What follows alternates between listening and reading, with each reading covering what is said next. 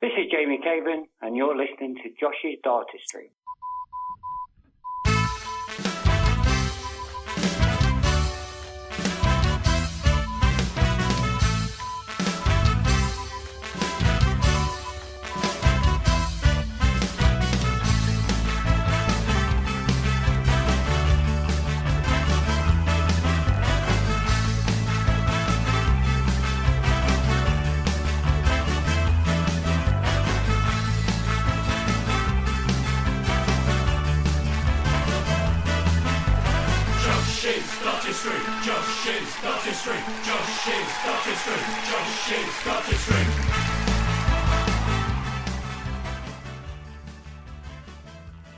Hello, Josh's Dartistry, the podcast. We are back, episode number 12, and still going strong.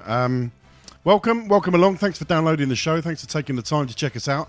Hopefully you're a regular subscriber to the show now, and this episode automatically uploads itself to your device as soon as it becomes online. So once again, thanks for supporting us. Thanks for downloading the show.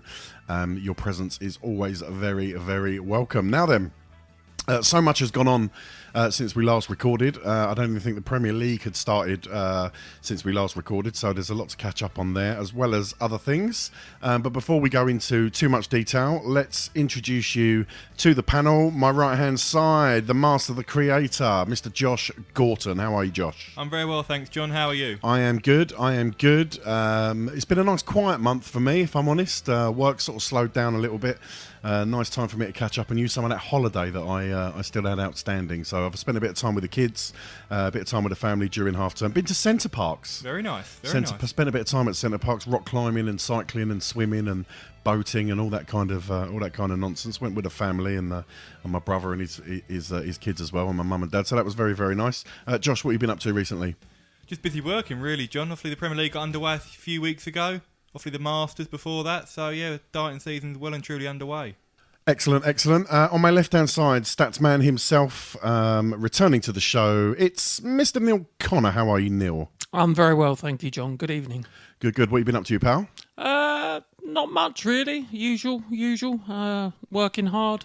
Dealing with the kids at weekends. Went trampolining yesterday. That was. I'd love to see you on a trampoline. Yeah, not many others would though. So took them trampolining. It was interesting. Then just caught up on the sport over the weekend. You have been watching a lot of sport this evening. We've just had the League Cup final on, and now you've switched my television over so you can watch La Liga. Yes, it's a big weekend of sport. Incredible game at Wembley. Yeah, it was a bit weird. A few strange scenes there, wasn't it? It was. It's been a funny old weekend. You know, managers losing it with officials, and then players refusing to be subbed. But there you go. Let's move on. Did Liverpool have a game then where Klopp lost his temper again? Didn't today, I don't believe. We've seen that before, haven't we? Yeah, top of the league. And I would imagine you've had a few bets on this weekend. Are you up or down for the weekend? I'm down for the weekend. It's not gone particularly well. So I was on a good run.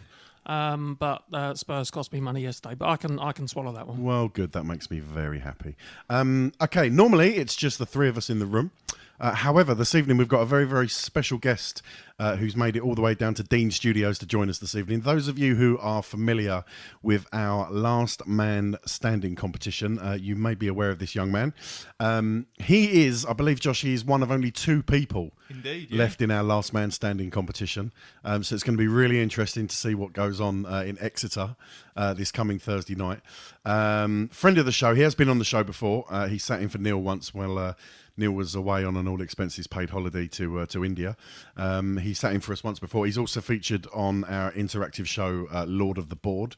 Didn't do too great on that, so we won't bring that up again. But he is leading the way on the JDP LMS competition. Ladies and gentlemen, please be upstanding for Mr. Jordan Harrison. How are you, Jordan? Yeah, I'm good, thanks, John. Lovely to have you back on the show again. It's been a while since. I think you might have been on episode 8, episode 9, something like that. Yeah, about that. Filling in for Neil. The one with the lowest viewing figures. No, I think that was one of our most popular. I actually think it was. Joking aside, I think we had Adrian Lewis on. I thought it might be. I mate, you're right. So, Jordan, it's lovely to have you back. Self-confessed armchair fan of darts. Been keeping your eye on things recently, though? Yeah, I have. I've recently started a new job, so the Premier League comes in nicely with the time I get home. So I've been able to watch all of the Premier League so far. Excellent, excellent. And how are you feeling about being one of only 2 people left in the Last Man Standing competition? I'm just glad it went better than Lord of the Ball, to be honest. Couldn't have gone any worse, really, No. could it? Not really. Well, Neil is hoping and praying that you are the winner of the Last Man Standing competition, because what it effectively means, Neil is in charge of getting hold of our Josh's Dartistry mugs, and if you win it, it effectively means you can drop it off in your house rather than pay for the postage. Well, So. to be fair, the last one I posted went to Holland, I think, and you still owe me for that, Josh. Let's not have a finances round now, gentlemen. Anyway, Jordan, welcome aboard. It's great to have you back on the show. You are always welcome, always a good supporter of the show. Send us in some good questions as well, Jordan, on Facebook and Twitter. So we really appreciate that. Right, Josh, we've got a full show coming up.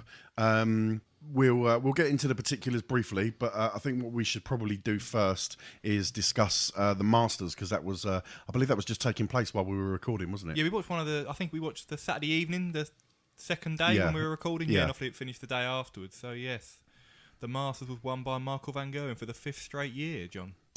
Okay, cool. We will also have a discussion about the Premier League. Obviously, the first 3 nights, Josh, Newcastle, Glasgow and Dublin, we've already had. So we will be just giving a quick roundup on what's happened so far. But I'll tell you what, we also need to have a discussion, guys, about Gary Anderson's omission.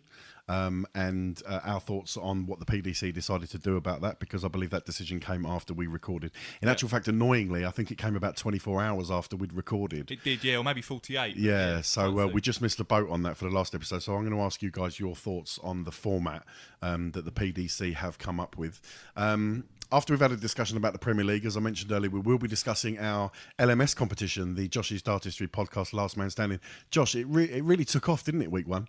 We had about 77 entrants, which is incredible, really. Yeah, I was astounded. I thought we might get sort of 30 or 40, but to get that many, I thought it was fantastic. No, brilliant response, although we've lost about, let's say, 75 in the first 3 weeks. That's the beauty of LMS, isn't it? How did you do, Josh?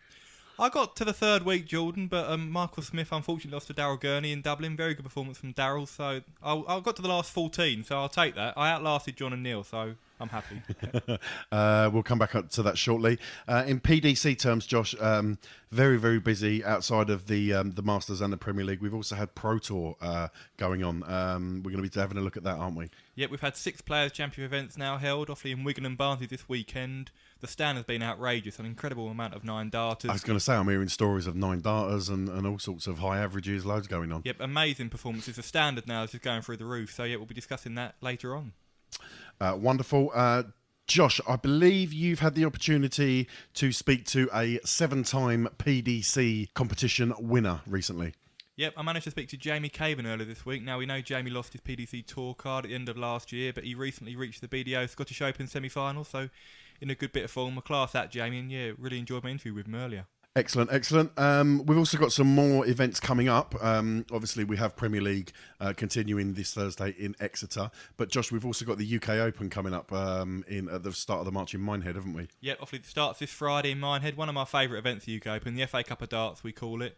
Obviously, last year we saw it was affected by the snow and there was no spectators allowed in the venue. So hopefully the elements don't affect this year's tournament. Yeah, I remember that well. Neil, I'm just looking at the agenda that Josh has sent through for us all to discuss. As you know, at the top of the show, I like to just run through the agenda and let the JDP listener know what's coming up. I do notice that Josh has omitted the what are the odds section. Oh, really? And that is obviously hosted by your good self. And Josh has failed to include that in the itinerary. I think this is harassment. I think this is probably these are repercussions for the fact that I've absolutely taken him to the cleaners over recent episodes. I wouldn't call it harassment. It's the opposite, really. I'm not harassing you. I mean, in fact, I will not have bullying in the workplace. It is bullying. Neil, if you want to make a complaint, let me know. I'll be a witness. I will do, and we can take that straight to the the HR department. So apologies for that, Neil. Josh, poor from you. Okay, so I have prepared though. So okay, you will be able to get your own back, of course, because quickly after that, I'm sure we will be having this episode's instalment of Challenge Josh. We will be, and the questions will be about Michael van Gerwen. Oh, hang on, you've gone early there. You've given it. He might be on his phone now on Google having a quick look. No, let's. I thought let's put it in his mind and see how he reacts to it. Do you know Michael van Gerwen's shoe size off the top of your head? I don't, but if I've got the Wi-Fi, I might be able to look it up in the next 15 minutes. Topical challenge, Josh, obviously. But you would, Michael van Gerwen, world number one, yeah, world champion. Say, he's our current world champ. Yeah, face of darts at the moment. The face of darts. Yeah. So Yes. Just you would the shoes. You would expect a high score. Jordan, Michael van Gerwen has obviously began the year very well. Obviously, winning the World Championships, he's performed well in the Pro Tour as well. You can't knock Van Gerwen's form at the moment, can you, Jordan? No, you can't. And I think we'll go into more detail later, but his performance on Thursday just shows why he's world number one. Okay, after that, we will be discussing any items that have come across to us in the news. Josh, we've got a few news items to discuss. Yep, obviously the PDC has been a packed start to the circuit, but also the BDO as well. We've had the Dutch Open and the Scottish Open, so going to be updating you on the results from those respective tournaments. Good. Look forward to that. Neil, I believe we've had some questions coming in via social media as well. Yes, we have a few that's come in via Twitter, I believe, and we will go through those later in the show. Excellent. Okay, well, that's what we've got coming up here for you on episode 12 of the JDP. Quick shout out to Helen Ward on Twitter. She's asked us to record a very, very long show this evening. I believe she's travelling off to a county game, a county darts game. She did mention on Twitter where she was headed, but I do apologise, Helen, I've forgotten. But she's got quite a long journey ahead of her, and she asked if we could record an extra long Josh's Dartistry podcast for her to listen to on the way up there. However, that being said, I know, Josh, you've got to get up early for work in the morning, so we don't want to hang around for too long, do we, Josh? Got to be up by 9. I'm a busy man, John. I'm a busy man. But Helen, we'll do what we can for you. Maybe once you finish listening, if it's a bit short, just rewind it and listen again. I'm sure there'll be some stuff in there that you've missed, or just the opportunity to laugh along again with Challenge Josh. Okay, don't forget, ladies and gentlemen, you can follow us on social media. On Twitter, we are at Josh's Dartistry. We also have the Josh's Dartistry Facebook page.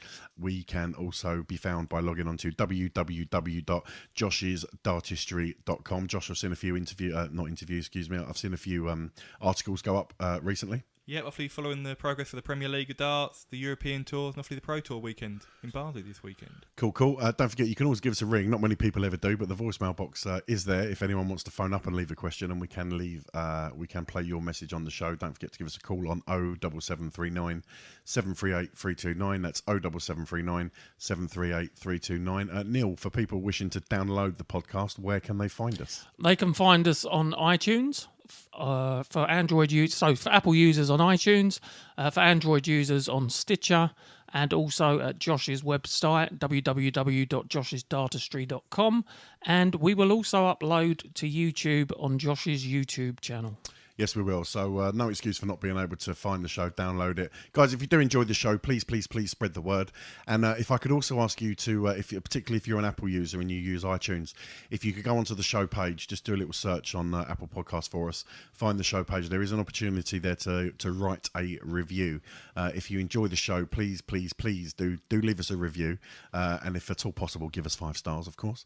But do leave us a review, because that kind of thing helps us to sort of progress our way up the iTunes charts and become a little bit more prominent. So when people are doing, say, a search for sporting podcasts or darting podcasts, we can make our way to the top, and that would be absolutely wonderful. Anyway, with that being said, welcome to episode 12 of the Josh's Dartistry podcast. Hope you enjoy it. Here we go. I feel happy, won't you call me on the telephone? In the morning, won't you call me on the telephone? Call the boys on 07739 738 329. That's 07739 738 329, and leave them a message. Okay, as I mentioned, Josh, first things first, let's get to the Masters, shall we? Happened a few weeks ago now, but let's have a little roundup for the listeners, shall we? Yeah, it feels like an age ago now with all the darts we've seen since. But yep, in Milton Keynes on February the 3rd, Michael van Gerwen lifted his 5th successive Masters crown, beating James Wade in the final. And he was very much in second gear throughout the tournament, Van Gerwen, but relatively untroubled as well, which is quite an ominous sign for the rest of the year, I think. Yeah, the Green Machine defeating Wade in the final. I think the description's right, Josh. I don't think he managed to get into 5th gear, really. It was a pretty comfortable performance all the way through for him, really, wasn't it? Yeah, he kicked off against Johnny Clayton, and we've seen Clayton over the last 18 months or so trouble Van Gerwen. He beat him in a Pro Tour event a couple of weeks ago, but he beat Clayton 10-5 first round, missed a few doubles, but dominated the scoring phase. Beat Mensah Silovic by the same scoreline in the quarterfinals to set up a semi-final showdown against Dave Chisnell. I think he's won his last 18 or 19 against Chisnell. And Chizzy put up a bit of a fight, but he didn't play as well as he had in his previous games, and Van Gerwen ran out an 11-7 winner. In the final, we defeated James Wade, obviously 9-time major winner. Wade won the European Championship and World Series of Darts last year. He's had a very strong last 6 months or so, and he played well throughout the Masters, beating Gerwin Price and Peter Wright along the way. But he just ran out of steam in the final. Wade averaged 87, and that's not going to trouble Van Gerwen, even when Michael's not at his best, and Michael ran out a very comfortable 11-5 winner. But throughout the tournament, he averaged between 99 and 102, so we've seen Van Gerwen regularly average 110, 115 when he's at his very best. He didn't need to, but he's very consistent, very solid throughout. Neil, did you manage to catch much of the Masters? Yeah, I saw bits of it. Yeah, he was, as you say, he wasn't at his best, but he's got that knack that even when he doesn't perform at the very, very highest level he still can grind out victories, and he kind of cruised through really. So winning's a lovely habit, and it's one that he has at the moment, and it holds him in good stead even in troubled times. So yeah. Josh, prior to the event, I think it was just before the Masters started, the news came through regarding the fine for Gerwin Price and what had been handed down from the DRA. Obviously, a lot of people were looking forward to Price's appearance. I know he lost to Wade, as you mentioned there. But how did Price get on with regards to sort of liaising with the crowd and his behaviour on stage? He got a lot of grief from the crowd, as we expected. He got a lot of grief at the Players' Championship Finals and the World Championship following the Grand Slam controversy. But he was quite flat, Price. I think it had affected him. He played within himself. But as we'll go on to talk about later on in the Premier League, he's back to his old self, throwing some brilliant darts. He's in the best form of his career right now, and credit to him, he shrugged off that controversy brilliantly well. Any other standout players from the Masters, Josh, people who may have had a pretty good tournament, some good averages or put up a good showing throughout the tournament? Anyone stick out in your mind? Dave Chisnell played well to come back against Darryl Gurney. Gurney was 6-2 up against him, and Chisnell came back, then beat Stephen Bunting in the quarterfinals. Didn't quite perform as we know he can against Van Gerwen, but he has struggled against the Green Machine over recent years. He managed to take 7 off of Van Gerwen, though, didn't he? More than anyone else did. Yeah, indeed. I think he only averaged about 93, 94 Chisnell, so he wasn't brilliant, but he battled hard, and he's had a good start to the year as well. Won a Players' Championship event a couple of weeks ago. Peter Wright did okay. Edged out Adrian Lewis in the first round. Real scrappy game. Neither player performed to their best, but he also beat Michael Smith in the quarterfinals. So we've talked about Peter Wright recently. He hasn't had the best 6 months or so, but he performed well, though, and that's hopefully a good springboard for him for the rest of the season. Jordan, did you manage to catch the final? No, I didn't, but I did keep up to date with it, and it's just scary how Van Gerwen's second gear can be better than most people's fifth gear. Yeah, he really is in a bit of a league of his own, isn't he? So there we go. Your 2019 Masters winner is Michael van Gerwen.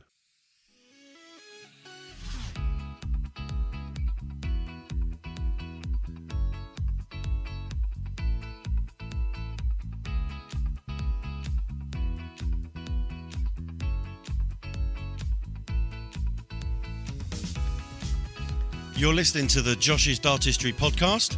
Don't forget you can check us out on Facebook, the Josh's Dartistry page. You can also follow us on Twitter at Josh's Dartistry. And you can also go to our website, www.joshisdartistry.com, for all the latest news, blogs and information on the world of darts. Don't forget you can also call us and leave us a message on our voicemail box. That's 07739 738 329. That's 07739 738 329. Call our voicemail box, leave us a message, leave us a question, and we may play it on the show. Now back to the show.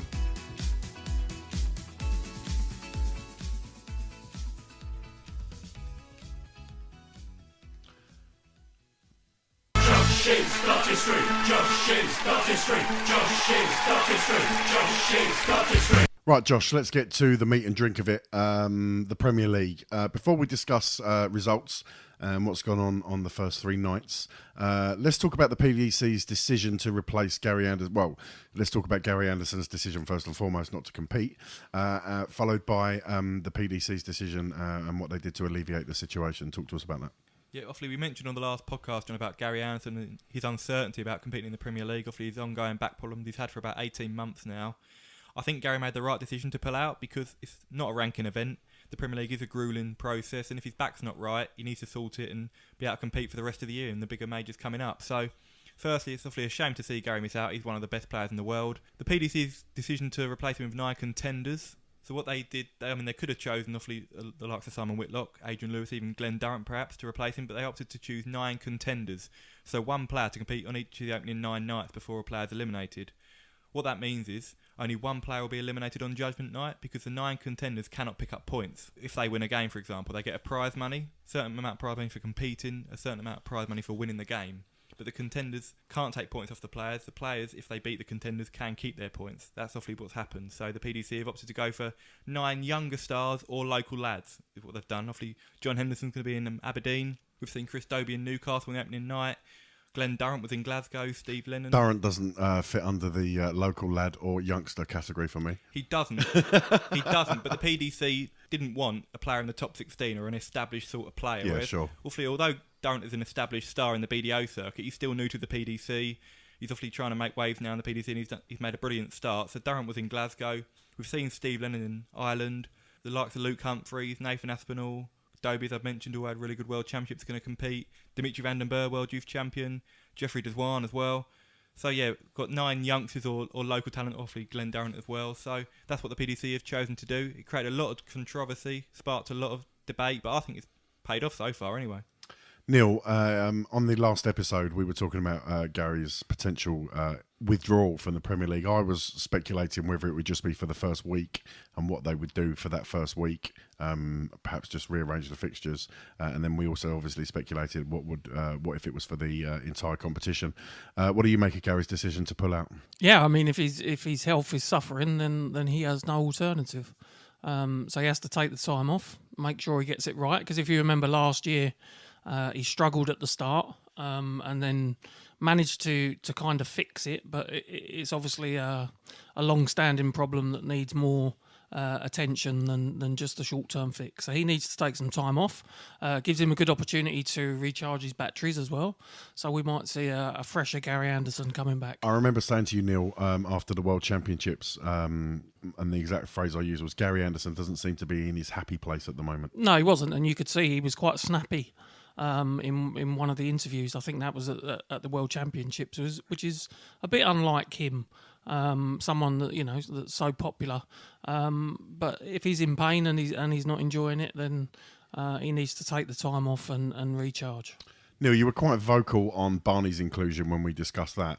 I think one of the people you felt most sorry for was someone like Simon Whitlock, obviously in the top 10 and not getting the opportunity to compete in the Premier League. So when this announcement came through that the PDC were going to employ the 9 contenders rather than go to somebody like Whitlock as a full-time replacement, what were your thoughts? I don't know how they dreamt it up, to be honest. This is a serious competition. It's the Premier League of darts. Non-ranking, though.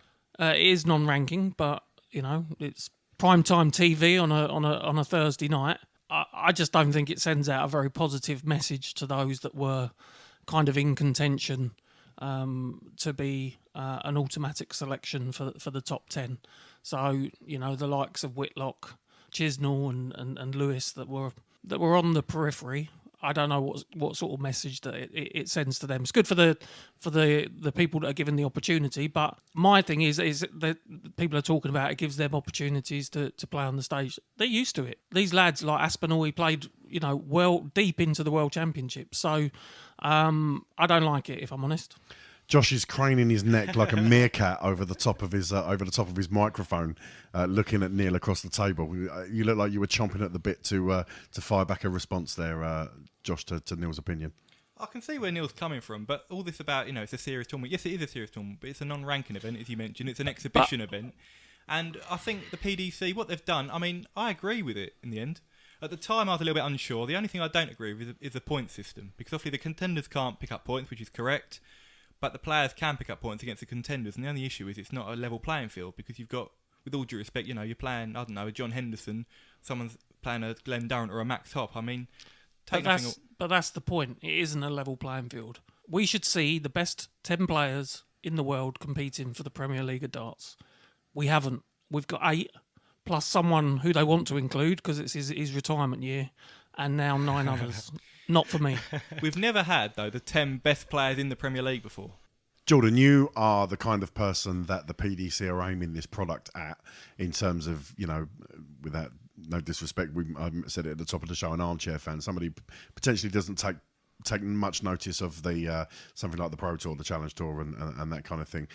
Q School maybe, and you do watch the big majors on the televisions. You are probably the kind of demographic that they are looking at, producing the show for. What are your thoughts on the 9 contenders? Yeah, initially I had the same thoughts as Neil. I thought it was a bit of a farce that they were adding 9 people who didn't really, let's be honest, deserve to be in the Premier League. But then after watching it, seeing how well Dobie did in the first week, and seeing Durant and then how he came on in the Pro Tour the weekend after, I think he's worked really well. And Michael van Gerwen did sum it up well when he said that everyone's getting a better opponent than Gary Anderson, who they were likely most people would lose to. So I think it's worked out, and it's not that bad. The points thing is a bit dodgy, but again, everyone is playing a person who is of lesser quality than Gary Anderson. I think it makes sense, to be honest. I think it's a big risk, obviously, from the PDC when they chose. I mean, obviously, there's a possibility that the contenders could lose every week quite convincingly. It could become almost embarrassing for them if they're on the big stage. But I think Barry Hearn spoke before about the likes of Dobie, Aspinall, Max Hopp, who I didn't mention earlier, who's obviously going to be in Berlin this year. They're great young talents, but the Premier League has killed a lot of careers. A lot of young players have been selected, haven't been ready, and it's relentless. You're playing week in, week out, top player. And if you're on that losing streak, it's very hard to get out of. But by putting them only in for one night only, it's not going to ruin their confidence or kill their mentality. It gives them a little bit of a taste, what they can achieve in the future. And the amount of young talent coming through now, it's brilliant. The likes of Aspinall, Hopp, Dobie, Humphreys, who all competed so well at the Ali Pali, Vandenberg, Deswan. They're the future of the Premier League. They're going to be in the Premier League in the future. So why pick number 28 in the order of merit to be in the Premier League? Has that been justified? Well, I think so far he's not. Can I just say, as Neil was making that statement, he's sitting there with his arms folded. That body language says everything I need to know. Sorry, Josh, carry on. I think if you look so far, if you're referring to Barneveld, who I think you are, he hasn't performed particularly well so far in the Premier League. He played okay week 1, got 2 draws in week 2 and 3. He's not in the elimination zone, but if you look at the reception he's got throughout where he's been, Glasgow and Dublin, I think almost that has been one of the highlights of the night, really. And I think if you look to Rotterdam in a few weeks when they go for the double header, it's going to be an incredible reception. It's a farewell for Barneveld. You might not agree with it, but I think the vast majority of people going in the crowds, the spectators, want to see Barneveld in his final year competing on the Premier League circuit. I don't think he's played particularly well so far, but he's had a few hairy moments, but he's entertained the crowd, and some of his games have been edge of the seat stuff. And he's got 2 points. Listen, he's 7th at the moment. He's in danger of being eliminated, I think, sure. That was a very scratchy game against Mensa on Thursday. No, it was a scratchy game. It was poor. It was awful. I think Mensa averaged 95, Barney 92. It wasn't a vintage game. But he's popular, so we're okay. You can tell he's a Liverpool fan. He does entertain the crowd. He's still a good player, but I just feel he needs to take the scalp of 1 or 2 players and then get people back on side, and then he'll be back up there for in the casual fan's opinion, maybe, Josh. I think so, but listen, I think what he's given to the game over the last few years, Wayne Milder summed it up quite well. I think without Barneveld's influence, we wouldn't be seeing people like Michael van Gerwen. We wouldn't be seeing the influx of European talent we've got. And listen, he said he doesn't want to be eliminated in his final year. He feels the pressure to perform. I think he feels more pressure because obviously he's having to compete on the Pro Tour now. He's dropped down the rankings. He's not a certainty to qualify for all these major tournaments. It's taken his strain on him. But there's 6 weeks to go before Judgment Night. Yeah, there's a long way to go, a lot of games to go. I expect him to weave his way back in and make his way up the table. So we've already discussed Barney's inclusion. That's old news for me. Moving on, my opinion personally, I mean, quite a lot happened on social media in one day. Yeah. Obviously, the announcement of Anderson's withdrawal, I thought the PDC would take at least sort of 48 hours before they announced what they were going to do, but it came a few hours later that they decided on the 9 contenders. It was an interesting debate on Twitter by lots of people. I saw our friend Oki Balboa getting stuck in to that conversation quite a lot with the discussions. My personal opinion, I would have liked to have seen Whitlock given it just on the, being order of merit based. That's fine. I understand it's not a ranking tournament. I threw out a few of my own ideas. I would have loved to have seen Durant in there as a full-time contender. I thought that would have been a good advert for the game. I also threw out there, Neil, the name Phil Taylor. I know it was absolute fantasy land, but being that Taylor's one of my all-time heroes in the sport. Why not? Very popular. I thought it would have been absolutely fantastic. He's still playing some brilliant darts, Phil Taylor. So I think I think if he was still competing now, Taylor, he'd have a chance of being in the top 4 and winning it. I think it's just his decision. He felt that he couldn't do the travelling and full-time circuit. He probably already had a full diary anyway. Do you know what I mean? Springing something on. Yeah, he's very busy on the exhibition circuit. Yeah, absolutely. He probably didn't even have the space for it. But that was me just kind of thinking out loud and throwing it out there as fantasy darts. I did get a few pelters. Taylor's not everyone's cup of tea, but me personally, I would have liked to have seen it. But if not, Whitlock or Durham would have done for me. The 9 contenders thing, I do find it strange. I do think it's not a level playing field for somebody to be playing a different person every week. You know, someone gets the opportunity to play Dobie, someone else gets the opportunity to play Durham, and so on and so forth. I don't think it's an equal playing field. I'm not going to use the word farce. I still enjoy the Premier League. Still think it's a great competition, and I'm sure it will be at its conclusion this year. But the decision did mystify me. It's a unique set of circumstances, and the PDC were put under enormous pressure to make a decision. I'm not knocking them. They need to make sure that, and I have always said that they are in the business of entertainment and need to get eyes on the product at all times. But yeah, Josh, I just tainted it a little bit for me this year, if I'm honest. I think Michael van Gerwen almost summed it up quite well in one of his interviews at the media launch. He said it takes 9 players to replace Gary Anderson. And I think if you'd have put in a Whitlock or a Durrant or a Lewis, they're brilliant players in their own right. But Gary Anderson, 2-time world champion, I think he is the second best player in the world when he's fully fit. I think they needed to do something to kind of engage everyone again, and because a lot of people fell flat after Anderson announced his departure from the tournament, because everyone thought Michael van Gerwen would now kind of coast to the top of the table and be even more of an overwhelming favourite than he already was. So I think the PDC needed to make a statement. And obviously the 9 contenders was certainly a big one to make. Well, we are 3 nights in, Josh, and a contender is yet to win a game. They are, but they've competed well so far. Chris Dobie probably should have won in the opening night. Glenn Durrant performed very well in night 2. And Steve Lennon came close to shocking Peter Wright. I think we will see a contender win a game. I really do. I think they've come close. We've seen Max up against Barney in Germany. He's got a good chance. Dezwan playing against Rob Cross in Holland. Van den Burg against Wade. We've got Luke Humphreys this week. So I think we will see one at some point. Okay, listen, guys, let's move the conversation on. Josh, you just mentioned Dobie taking part in night 1 in Newcastle. Night 1 took off with great fanfare. I saw the media day up at Newcastle Football Club. All the players were up there. They had a few celebrities that they were chatting with. Night 1, Newcastle. Talk to us, Josh. Yeah, well, the headline act really was Michael van Gerwen playing Michael Smith in a repeat of the World Championship final and a repeat of last year's Premier League final. Smith was well below par in terms of averages throughout, but almost nicked a point against Van Gerwen. Michael had to hit an 11-darter in the deciding leg to beat Smith 7-5, so he made a winning start to his title defence. We also saw James Wade beat Barney in the opening match of the night. Barney was 4-3 up, missed a few key doubles, and Wade played really well, 100 average from the machine. Gerwin Price, I think, was the highlight of the night. Beat Daryl Gurney 7-4. He was very good, wasn't he? Obviously, we saw Gerwin last year. I think I tipped him on the podcast previously to be in danger of elimination, but he certainly silenced all the critics with his performances so far this year, averaged about 104, I think, against Daryl Gurney. I think all the experts, all the pundits, and even the bookies predicted that Price might be down there at the moment. Listen, we've got a long way to go yet, but at the moment he seems to be bucking the trend and showing what he's made of, Josh. Yeah, he showed an enormous amount of mental strength, I think, because we all thought he might be a little bit subdued after the DRA controversy, but he said, listen, if I can't celebrate, you may as well ban me now, because that's part of my game, and he's carried on, he's been very respectful to his opponents, but still play with the aggression that he needs to perform to his best. So yeah, he was really good against Daryl Gurney. And as we mentioned, obviously Chris Dobie, he was playing against Mensur Suljovic, was 5-1 up Dobie. Suljovic came back, credit to him, defied the Newcastle crowd to go 6-5 up, but Dobie snatched a point, and he's the only contender so far to nick a point.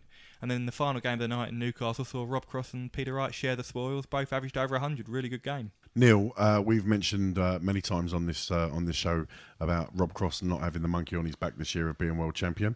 A 6-6 draw with Peter Wright on night 1. What do you make of that? Yeah, it's interesting because I'm kind of expecting a big year. I think, as we've alluded to before, and I think we've seen flashes of it.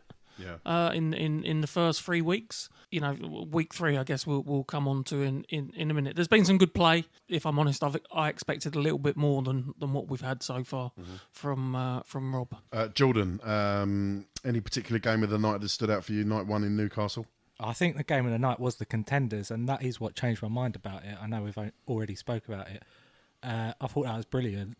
The way that Dobie came out and the crowd pulled him through to a 5-1 lead. That was really good. I did think the last game was a good standard too.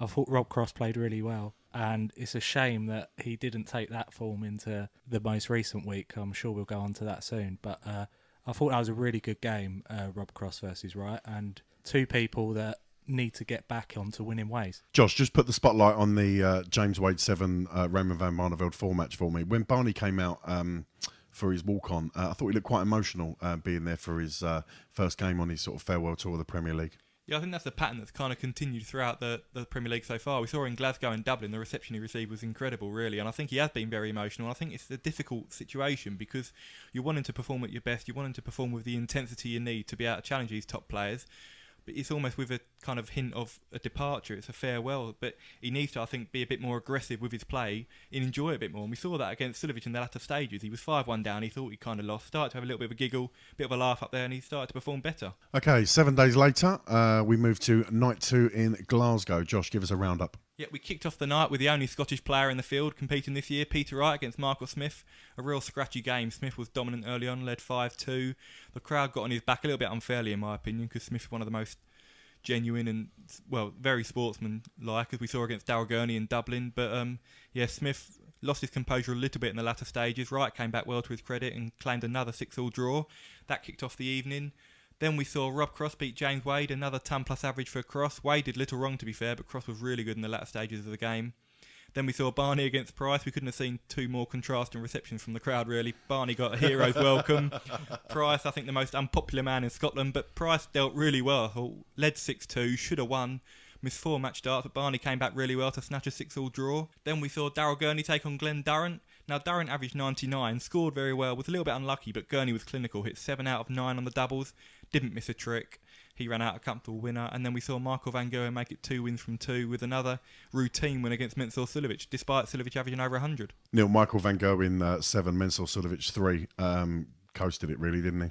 He did, and my theory is without Gary Anderson there to push him along, and if Cross and Wright and Smith and the others are going to be sort of one notch lower, it really worries me that this is just going to be a victory procession over the next however many weeks it is. So I think in one of the games, it might have been the game against Smith, he shot off into a lead, and then almost became a little bit complacent, which is something that I've mentioned with him in the past, and Smith got back into the game, but in the Suljovic game, he was, it was very routine, and as I say, my concern is without, his number one nemesis there to challenge him, I do worry that it will be a very straightforward Premier League for Michael van Gerwen.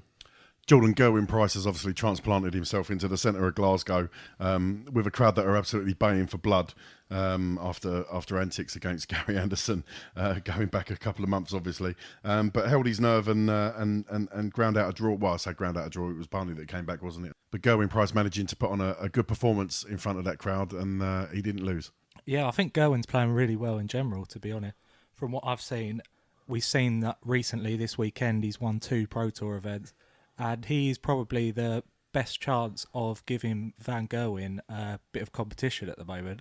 He's playing some great darts. He looks reinvigorated this year in the Premier League. Last year he looked it was his first time. He didn't look like he was enjoying it that much.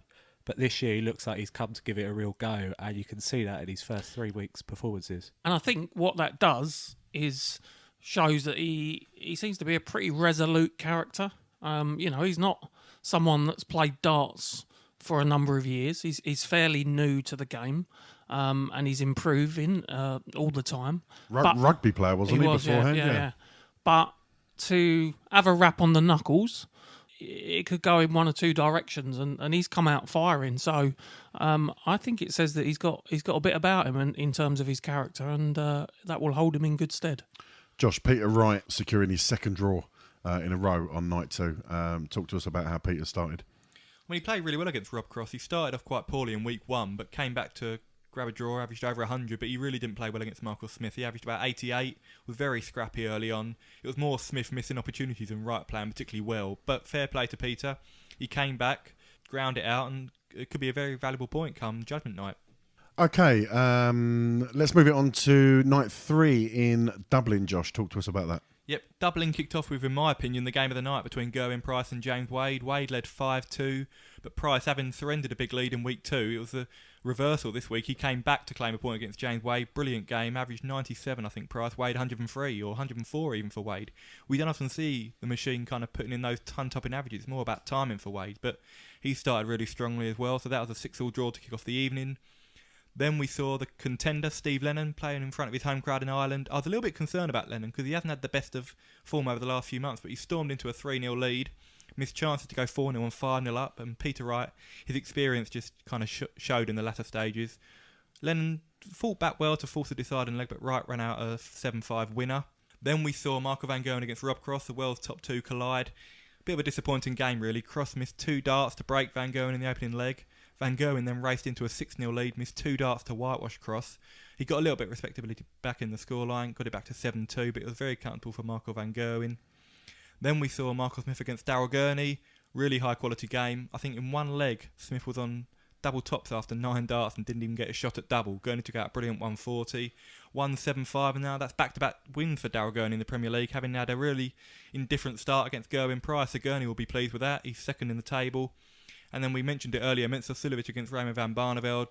Suljovic led 5-1, was looking very assured. Barney started really poorly, couldn't find the trebles. Barney came back really well, I think 13, 15, 14 and 14 dart legs. Very good from Barney. Suljovic wilted a little bit and ended in a 6-all draw. Yeah, it was a very entertaining night in Dublin. Neil, the Gerwen Price James Wade 6-all match, I think that was branded the DRA Derby, wasn't it, prior to that game? It was, both having recently been pantomime villains, as we referred to them on the last show. So yeah, James had his problems at the World Championships and became accustomed to getting some stick off of the crowd. Let's just say that. So yeah, a good game. 2 controversial characters, and I think James it's been good to have him back in the Premier League. And I think after Gerwen's performance last year, I think we're seeing a different Gerwen Price, and he's starting to rack up points that he hadn't done at this stage last year. Jordan, night 3 saw a second loss of the tournament for Michael Smith, losing 7-5 to Gurney, and Smith obviously finds himself at the bottom of the table. Do you think it's a position that Smith's going to be able to recover from here? Yeah, I do. I think Gurney has actually played really well, to be honest. To beat Durrant, a 3-time world champion, he dispatched of him quite comfortably, and then to back that up by beating Smith is a very good achievement, and he looks really good in the Premier League. And I think Smith, he's not played great, and I think he came off the stage and Mardle said to him, "I'll be happy when I start playing well," because he's been there and thereabouts, but he just hasn't put in the complete performance yet. And when he does, I think he'll win. And he's got Barney next week, which, when you look on paper, is a game he should really be winning if he wants to stay in the Premier League this year. I think he's in the drop zone at the moment, isn't he? Yeah, he is. Yeah, so. And I think as Jordan referenced, I don't expect him to be in the drop zone come judgment You'd have got big odds on it. I think we discussed it in the last episode. Yeah, not many people were were predicting that. I mean, he hasn't played his best, as Jordan mentioned, but he has had Michael van Gerwen, he has had Peter Wright, who is the world number 3, and obviously he's had Daryl Gurney, world number 5. So it's not been an easy start for Smith. He's still got his contender to play, which I believe is Nathan Aspinall in Nottingham. He's got Barney this week.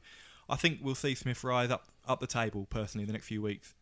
Josh, when Steve Lennon came out for his walk-on, I thought the roof was going to absolutely come off the arena. What a reception they gave him, and I think that was probably what was the main driving force between him taking such an early lead in the match. Yeah, Steve Lennon, he's a very good talent. He came onto the scene a couple of years ago now. He's very reserved, quite a shy character. It's the most animated I've seen him. He absolutely loved the reception. Who wouldn't? It's an amazing experience for him.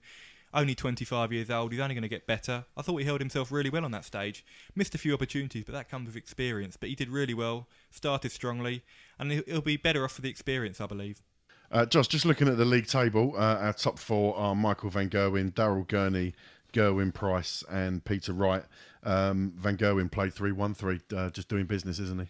Yeah, I think Michael van Gerwen in his post-match interview after beating Rob Cross discussed the possibility of trying to win all his matches in the league phase. He said it'll be nearly impossible. I think it will be, but he's topped the league phase for the last 6 years.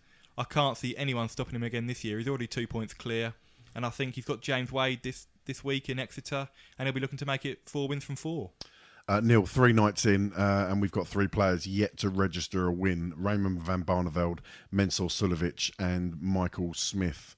Thoughts on those 3 being down the bottom? Yeah, as I say, I think Smith is a massive surprise, and I fully expect him to click and make his way up the table. I think the other two. There was a lot of sympathy for Mensah last year because obviously he did, end up being down the bottom, and people were saying that really sort of betrayed how he played that year, because he did play very well but was unfortunate, and here we are three nights in and he still doesn't have a win. Well, I think you. All right, let's take the Van Gerwen game out of it. Who did he have week one? Yeah, Dobie, didn't he? Chris Dobie. Yeah, so he got himself a point in that game. He should have beaten Van Barneveld. He was well in front, and then just started to throw some really, really awful darts. It was strange, as I think Josh alluded to. Barneveld seemed to just relax, started smiling, I think grinning at how poor he was playing, which I've seen before from him. Yeah. And then started to chuck some decent arrows himself. So Mensah's got to add a bit more cutting edge to his game, because he's got the darts, but he needs to put people away when he gets the opportunity. Mensah's one of my favourite players. I love him. He's a brilliant character, great for the game, brilliant player. But we've seen him over the last few months. I think I mentioned it on a couple of previous episodes. He has lost big leads before. He was leading against Gerwyn Price at the Grand Slam by about 6 or 7 legs. He was 3-0 up, if you remember, against Peter Wright at the Grand Prix and lost 4-3. So we have seen Mensah throw away big leads, and he averaged 101 first 2 weeks and didn't get a win. Averaged 95 against Barney, outplayed him for large parts but didn't close it out. It will be a concern for him, because you're playing against the top players in the world here, and you can dominate games, but if you can't hit your doubles and finish it off clinically, you're going to get punished, and he could be the same position again this year. Jordan, with Michael van Gerwen being sort of streets ahead at the moment, played 3-1-3, and the absence of Gary Anderson, which player do you see that could possibly push Michael van Gerwen long term to finish top of the table? Well, initially I was quite looking forward to the Rob Cross game, because he's been playing really well this year, averaging over 100 in most of his games. But he just came out and he looked like he didn't want to be on the stage. After he missed that double to break, I think Van Gerwen ended up taking out double one. And then after that, he just didn't look like we wanted to be there. And his attitude didn't look great on the stage. I thought he could push Van Gerwen really hard. Apart from that, I think Gurney's looking good, as I mentioned. He's looking strong. He's got some good victories under his belt. And after that DRA incident, he's just gone from strength to strength. He's winning games. He's battering players into submission, but he's doing it in the right way this time. He's not doing it controversially. He's letting his darts do the talking, and I think he can really be the man to push Van Gerwen. Okay, Josh, night 4 will shortly be upon us. That's coming from Exeter. Can you tell us the fixtures that night, please? Yep, Luke Humphreys kicks off the night, John, the 4th contender to enter the fray, and he takes on Gerwyn Price.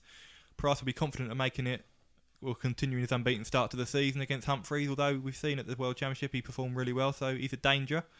Then we'll see Daryl Gurney take on Rob Cross. Both had decent starts to the season. Gurney obviously second, Cross on 3 points. Then we see Mensah Suljovic take on Peter Wright. Mensah beat Peter. That was one of his 2 victories in last year's Premier League, so he'll be hoping to try and get off the mark. Wright is also unbeaten, so he'll be able to preserve that status. Then we see Michael van Gerwen against James Wade. Can Michael make it 4 wins from 4? He'll be confident, but Wade has beaten him in the past. And then we finish the evening, with Michael Smith taking on Raymond van Barneveld. Smith obviously bottom of the pile at the moment. Barneveld still without a win, so that's quite a big game, that one. Neil, any standout matches for you on night 4? Anything you're particularly looking forward to? Funnily enough, it's Smith versus Van Barneveld, because I think Raymond, as I say, he threw some really good darts towards the end of the match against Suljovic. And Smith, he's under a little bit of pressure now. He's bottom of the table. He had a terrific World Championships. For me, is probably the most natural number 2 to Van Gerwen at the moment, while Gary Anderson's missing. So I think that'll be an interesting game. I do think Smith will come out on top if he can get himself in front. And Wade van Gerwen should be a nice game as well. I'm going to go out on a limb here. I fancy Wade to beat Van Gerwen next week. I am a fan of James Wade, always have been, self-confessed. I think Wade's got the mentality to do it, as you mentioned, Josh, earlier. He does have wins against Van Gerwen already. I fancy Wade to beat Van Gerwen. Hopefully, Neil, you can give me a price when we come to the odds section shortly. But what do you think? A Gerwin? Yeah, all right. Josh, what do you reckon? Has he got a chance? Am I barking up the wrong tree? No, of course he's got a chance. I mean, we've seen Wade. He started well. I think he averaged 99 against Barney, near on 100 against Rob Cross, and 103 against Gerwyn Price. I know it's not all about averages, but that's a strong indicator that James Wade is throwing really, really good darts. He's one of the best double hitters in the world under pressure. As you say, he's got the big game mentality. He's won 9 major titles. I think complacency could become an issue for Michael van Gerwen because he's having it so comfortable at the moment, and we could see him falter. But I'd expect Van Gerwen to win, but you never write off James Wade. Okay, well, that is your Premier League roundup from the 3 nights that we've had so far. And, of course, we look forward to this coming Thursday where night 4 comes from Exeter. Hi, it's Adrian Lewis, and you're listening to Josh's Dartistry podcast. Okay, then, gentlemen, before we move on away from the Premier League, Josh, let's cast our mind back to the previous podcast, episode 11, when we launched our JDP Last Man Standing Premier League competition. We asked you to pick somebody who you thought was going to win their game on night 1, and if that person did indeed win their game, then they were eligible to stay in for round 2 and pick a player who they thought would win in round 2, and if they picked a winner, then they moved into round 3. Now, we had 70-80 entries on night 1. Yep. We did lose quite a few straight away, didn't we?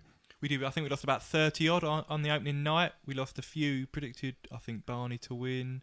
We lost a few predicted. Daryl Gurney was the main one. I think a lot of people predicted Gurney to beat Price, so we lost a lot there. And to be clear, you only advance to night 2 if your player won. Yep. Losses obviously don't count and draws don't count. Yep, and we've lost, like I say, we had about 78 entries, I believe, and now after night 3, we are down to the final 2. And before we get on to the final 2, it was funny, wasn't it? Because we launched the competition and then we heard news of Gary Anderson dropping out and the PDC coming up with their 9 contenders format, and it threw us into a little bit of doubt as to what we were going to do, Neil, didn't it? Do you remember Josh picked Gary Anderson? He did pick Gary Anderson. Opponent, I think. Yeah, you did and on night 1, yeah. Which was a tactical vote. Yeah, because he knew that Ando was struggling, I think. Exactly. Well, is Any that not what any response to that? Well, yeah, because if you think your opponent's not going to be playing at full tilt, you're going to back his opponent, aren't you? As so a betting person. You must have been furious when he pulled out. Not really, no, because if I'd have stayed with Silovic, I'd have been out because he drew with Chris Dobie. So I'm quite fortunate, really. Thank you, Gary. So, yeah, we did make the rule that whatever night it is, you cannot pick the contenders match. You cannot pick the contender or the regular Premier League player that they were going to be playing. So, yeah, Josh, as you mentioned, we're down to 2 people. After night 3, we've only got 2 people. One of them sits opposite me right now, Mr. Jordan Harrison. Jordan, how are you feeling about being in the last 2 of the LMS competition? Yeah, I'm glad I could bring the expertise to this podcast.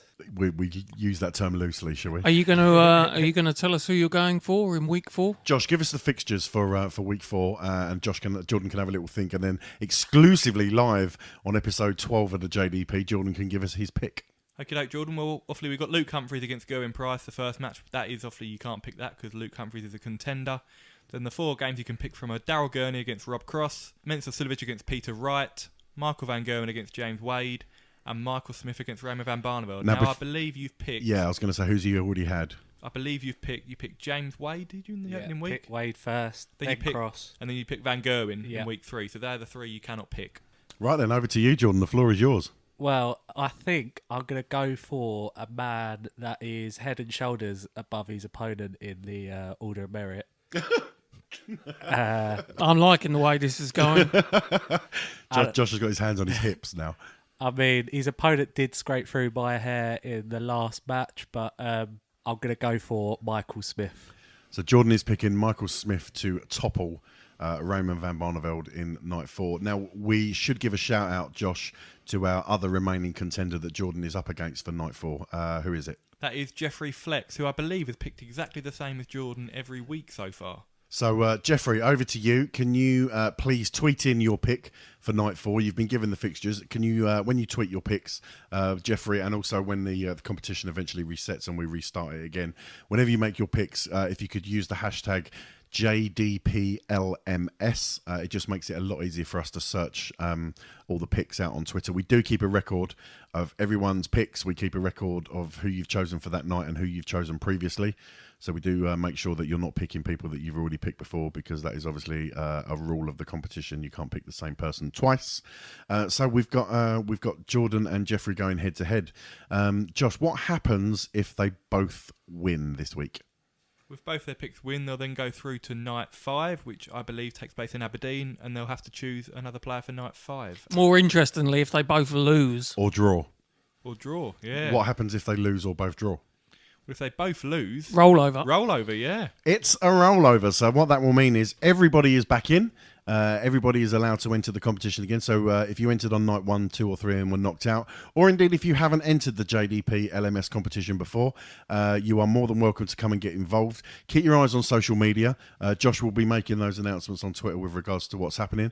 There is a Josh's Dartistry mug up for the winner. I believe, Neil, you're currently drinking a cup of coffee from a Josh's Dartistry mug. I am indeed. The mug is nicer than the coffee. That's all I can say. I won't be sending you the mug that Neil's drinking from. We'll get you a nice, shiny, clean new one, and we'll send you that one. So yeah, looking forward to finding out who's going to win the JDP mug, or indeed if it is a rollover for night number 5.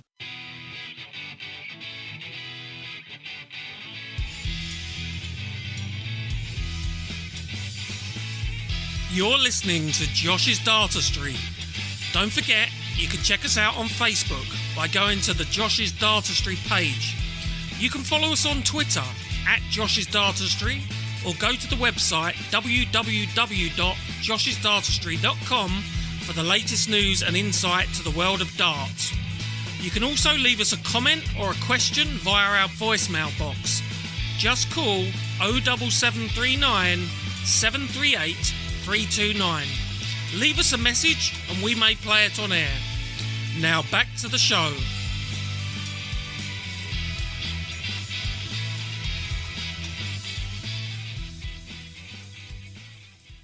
Hi, this is Rod Stud from Sky Sports, and you're listening to Josh's Dartistry podcast. Okay, Josh, let's move on from Premier League. We've had a busy old period for the start of the year in the Pro Tour. Talk to us about that, buddy. Yeah, we've had 6 Players' Championship events held so far this year, John. They're replacing the UK Open qualifiers because all the tour card holders, all 128 tour card holders, are automatically entered into the UK Open this year, which is a change. So we've got 30 Players' Championship events going to be held in 2019. As I mentioned, the opening 6 have been held so far. Michael van Gerwen won the first one. Of course he did. Beat Jermaine Motamina in an all-Dutch final. Then we saw Dave Chisnell pick up his first Pro Tour title for almost 2 years, I believe. Beat Glenn Duzzer in just his second Pro Tour event, reaching the final, but Chisnell edged him out 8-7. Then for the second Saturday in a row, we saw Michael van Gerwen pick up the title against Ian White. Of course he did. Obviously, Ian topped the Players' Championship Order of Merit last year, so good to see him performing well on the Pro Tour again. And then we saw Durrant go one better than the previous Sunday and beat Dimitri van den Bergh 8-3 in the final. Also van den Bergh's first senior final. It's funny, isn't it? Because after those 4 performances, Durrant has already started to climb the rankings enormously, isn't he? Yes, I think he's up to 74th, which is incredible already. He's going to be in the top 64 very soon, possibly even top 32 by the start of the World Championship this year. So, fair play to Glenn. But then this weekend, just gone, we've seen Gerwyn Price do the double. Only the 13th player in PDC history to win successive Pro Tour titles on the same weekend. Over his 14 games, he hit 10 ton-plus averages throughout. Brilliant form from Gerwyn Price. I think you'd have to say the second best player in world darts at the moment. Coupled with his Premier League form at the moment, Josh, it's fair to say the man's absolutely on fire at the moment, isn't it? He's playing the best darts of his life. We saw last year he struggled in the Premier League and that affected his Pro Tour form. This year he's performing so well on the Premier League circuit, and that's also given him more confidence for these Pro Tour events. Now, I get the feeling with Gerwyn Price, with his performances there, maybe this DRA thing has absolutely fired him up. No, as I say, I think it could have had one of 2 possible effects on him. And I think he's shown great character and probably a little bit of determination, I would think, because he wasn't particularly happy with his treatment. So I think he's determined to prove a few people wrong. Josh, take me back to Players' Championship 2. I believe we saw 4 9-darters. Yep, I mentioned it's been 9-dart crazy in February. We've had so many, not just from the PDC, but also the BDO circuit. But yeah, 4 9-darters on the same day. Gert Nengies was the first one to do it against Mervyn King. Then we saw Chris Dobie just a couple of days after competing in his first Premier League in Newcastle. We saw him hit a 9-darter to win the match in a last leg decider, which is incredible. Then we saw Dave Chisnell hit a 9-darter, and obviously Chizzy went on to win the title. And we also saw Michael van Gerwen hit another 9-darter. So yeah, 4 in one day. Astonishing. Go on, Neil. Silver badges, is it badges? Silver pins. Silver pins all round. Obviously, there's some quality darts on show, Josh. These tournaments are obviously not televised. But where can, if the casual armchair fan wanted to watch some of the action from these tournaments, where could they do that? You can subscribe to PDC TV, where all the action, not just Pro Tour events, but also European Tour events, which will be held next month. You can watch it all, I believe, for £49.99 for the year, and that also gives you priority for tickets like the World Match Play Grand Prix. That's great value. Failing that, you can also watch it on some bookmakers' websites like Bet365 would be the optimum one. So, yeah. I enjoy the PDC website and watching the Pro Tour events on that. I'm going to have to change my monthly subscription to a yearly subscription because you only get the priority tickets if you subscribe on a yearly basis and not on a monthly basis. So something to look out for. We don't need priority tickets, do we? We're all darts journalists here. Surely we'll get free press passes for the big tournaments. Well, you would hope so. Is that right, Josh? Well, I do. Not your hangers-on. Jordan, just going back to the Players' Championship results there. Obviously, Josh mentioned their Players' Championship 2.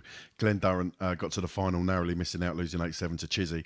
But then came back for Players' Championship 4 and won that, defeating Dimitri Vandenberg 8-3. And as Josh and I mentioned, climbing the rankings steadily. What do you make of his start in the PDC? Yeah, I think he's done well. Obviously, he had a tough time in Q-Score and he got through on the last day.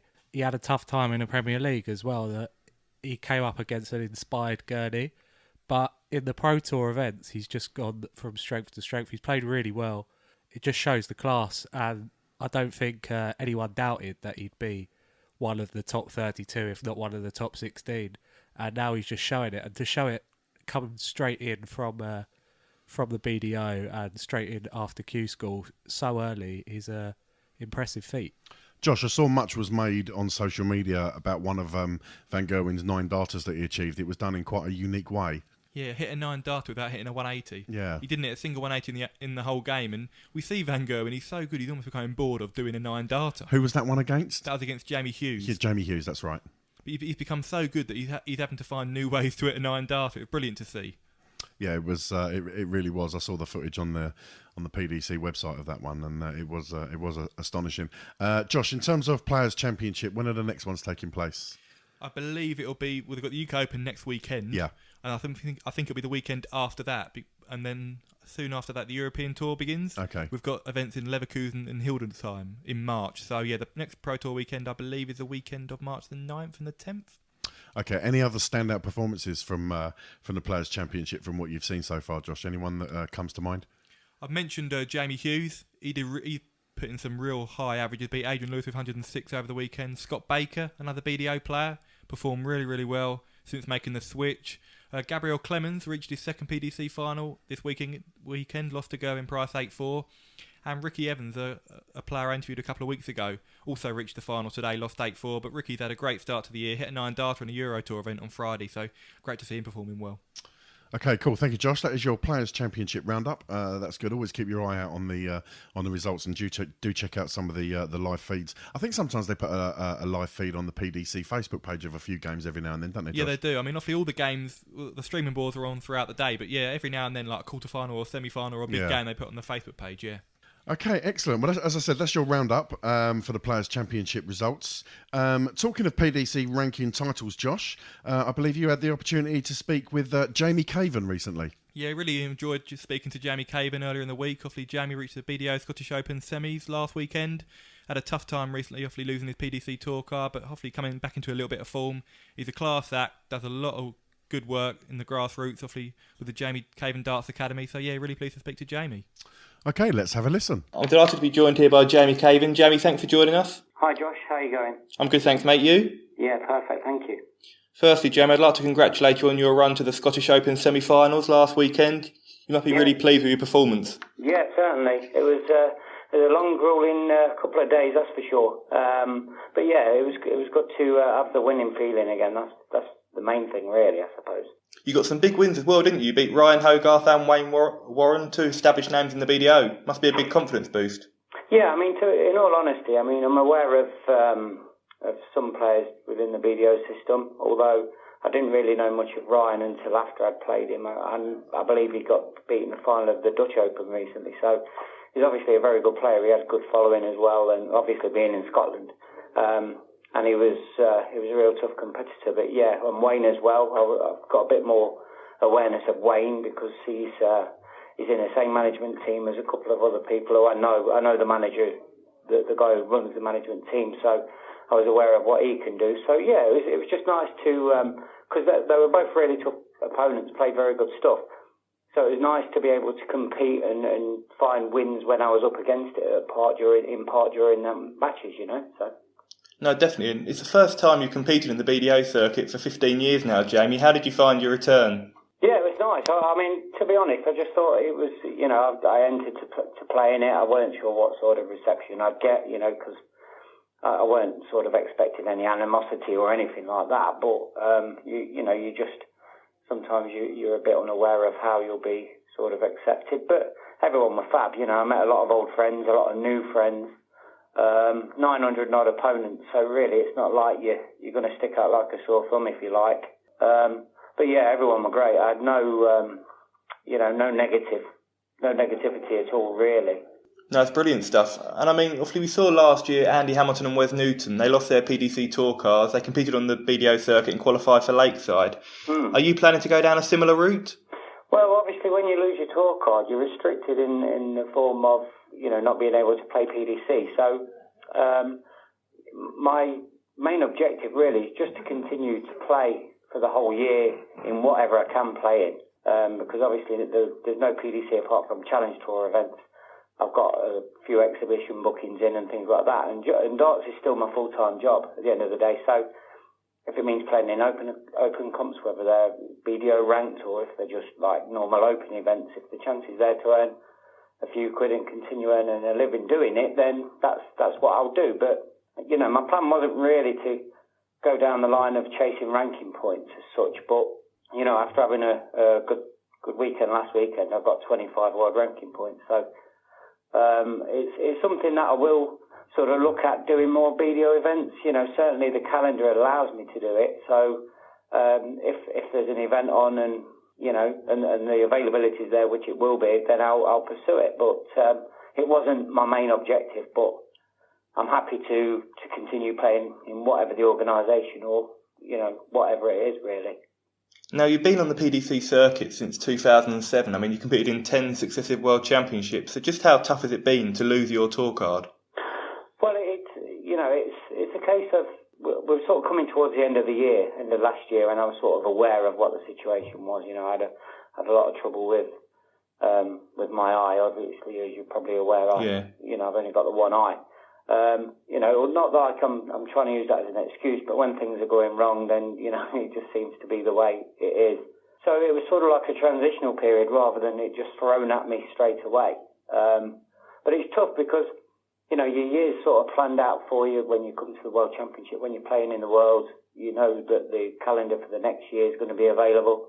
And obviously with Q School being in and obviously Lakeside playing off and things like that, there's no PDC darts really in January or until right at the very end of the month when they have the Masters and then the tour starts again. But for me this time, having to do Q School and you get 4 days to define your whole year, it's really tough because you don't know until Q School's finished what sort of direction you're going to be going in. Now, obviously, not retaining my tour card means that I've got an empty diary, if you like.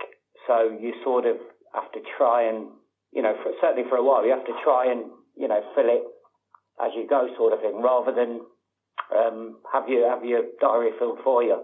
You know, of course, that makes sense. But you referred there to your eye, and obviously you've overcome the odds throughout your career, really, obviously with your eyesight, and also you've got diabetes as well. So just how tough, when you're struggling for confidence, is it to manage, obviously, your health as well as your form?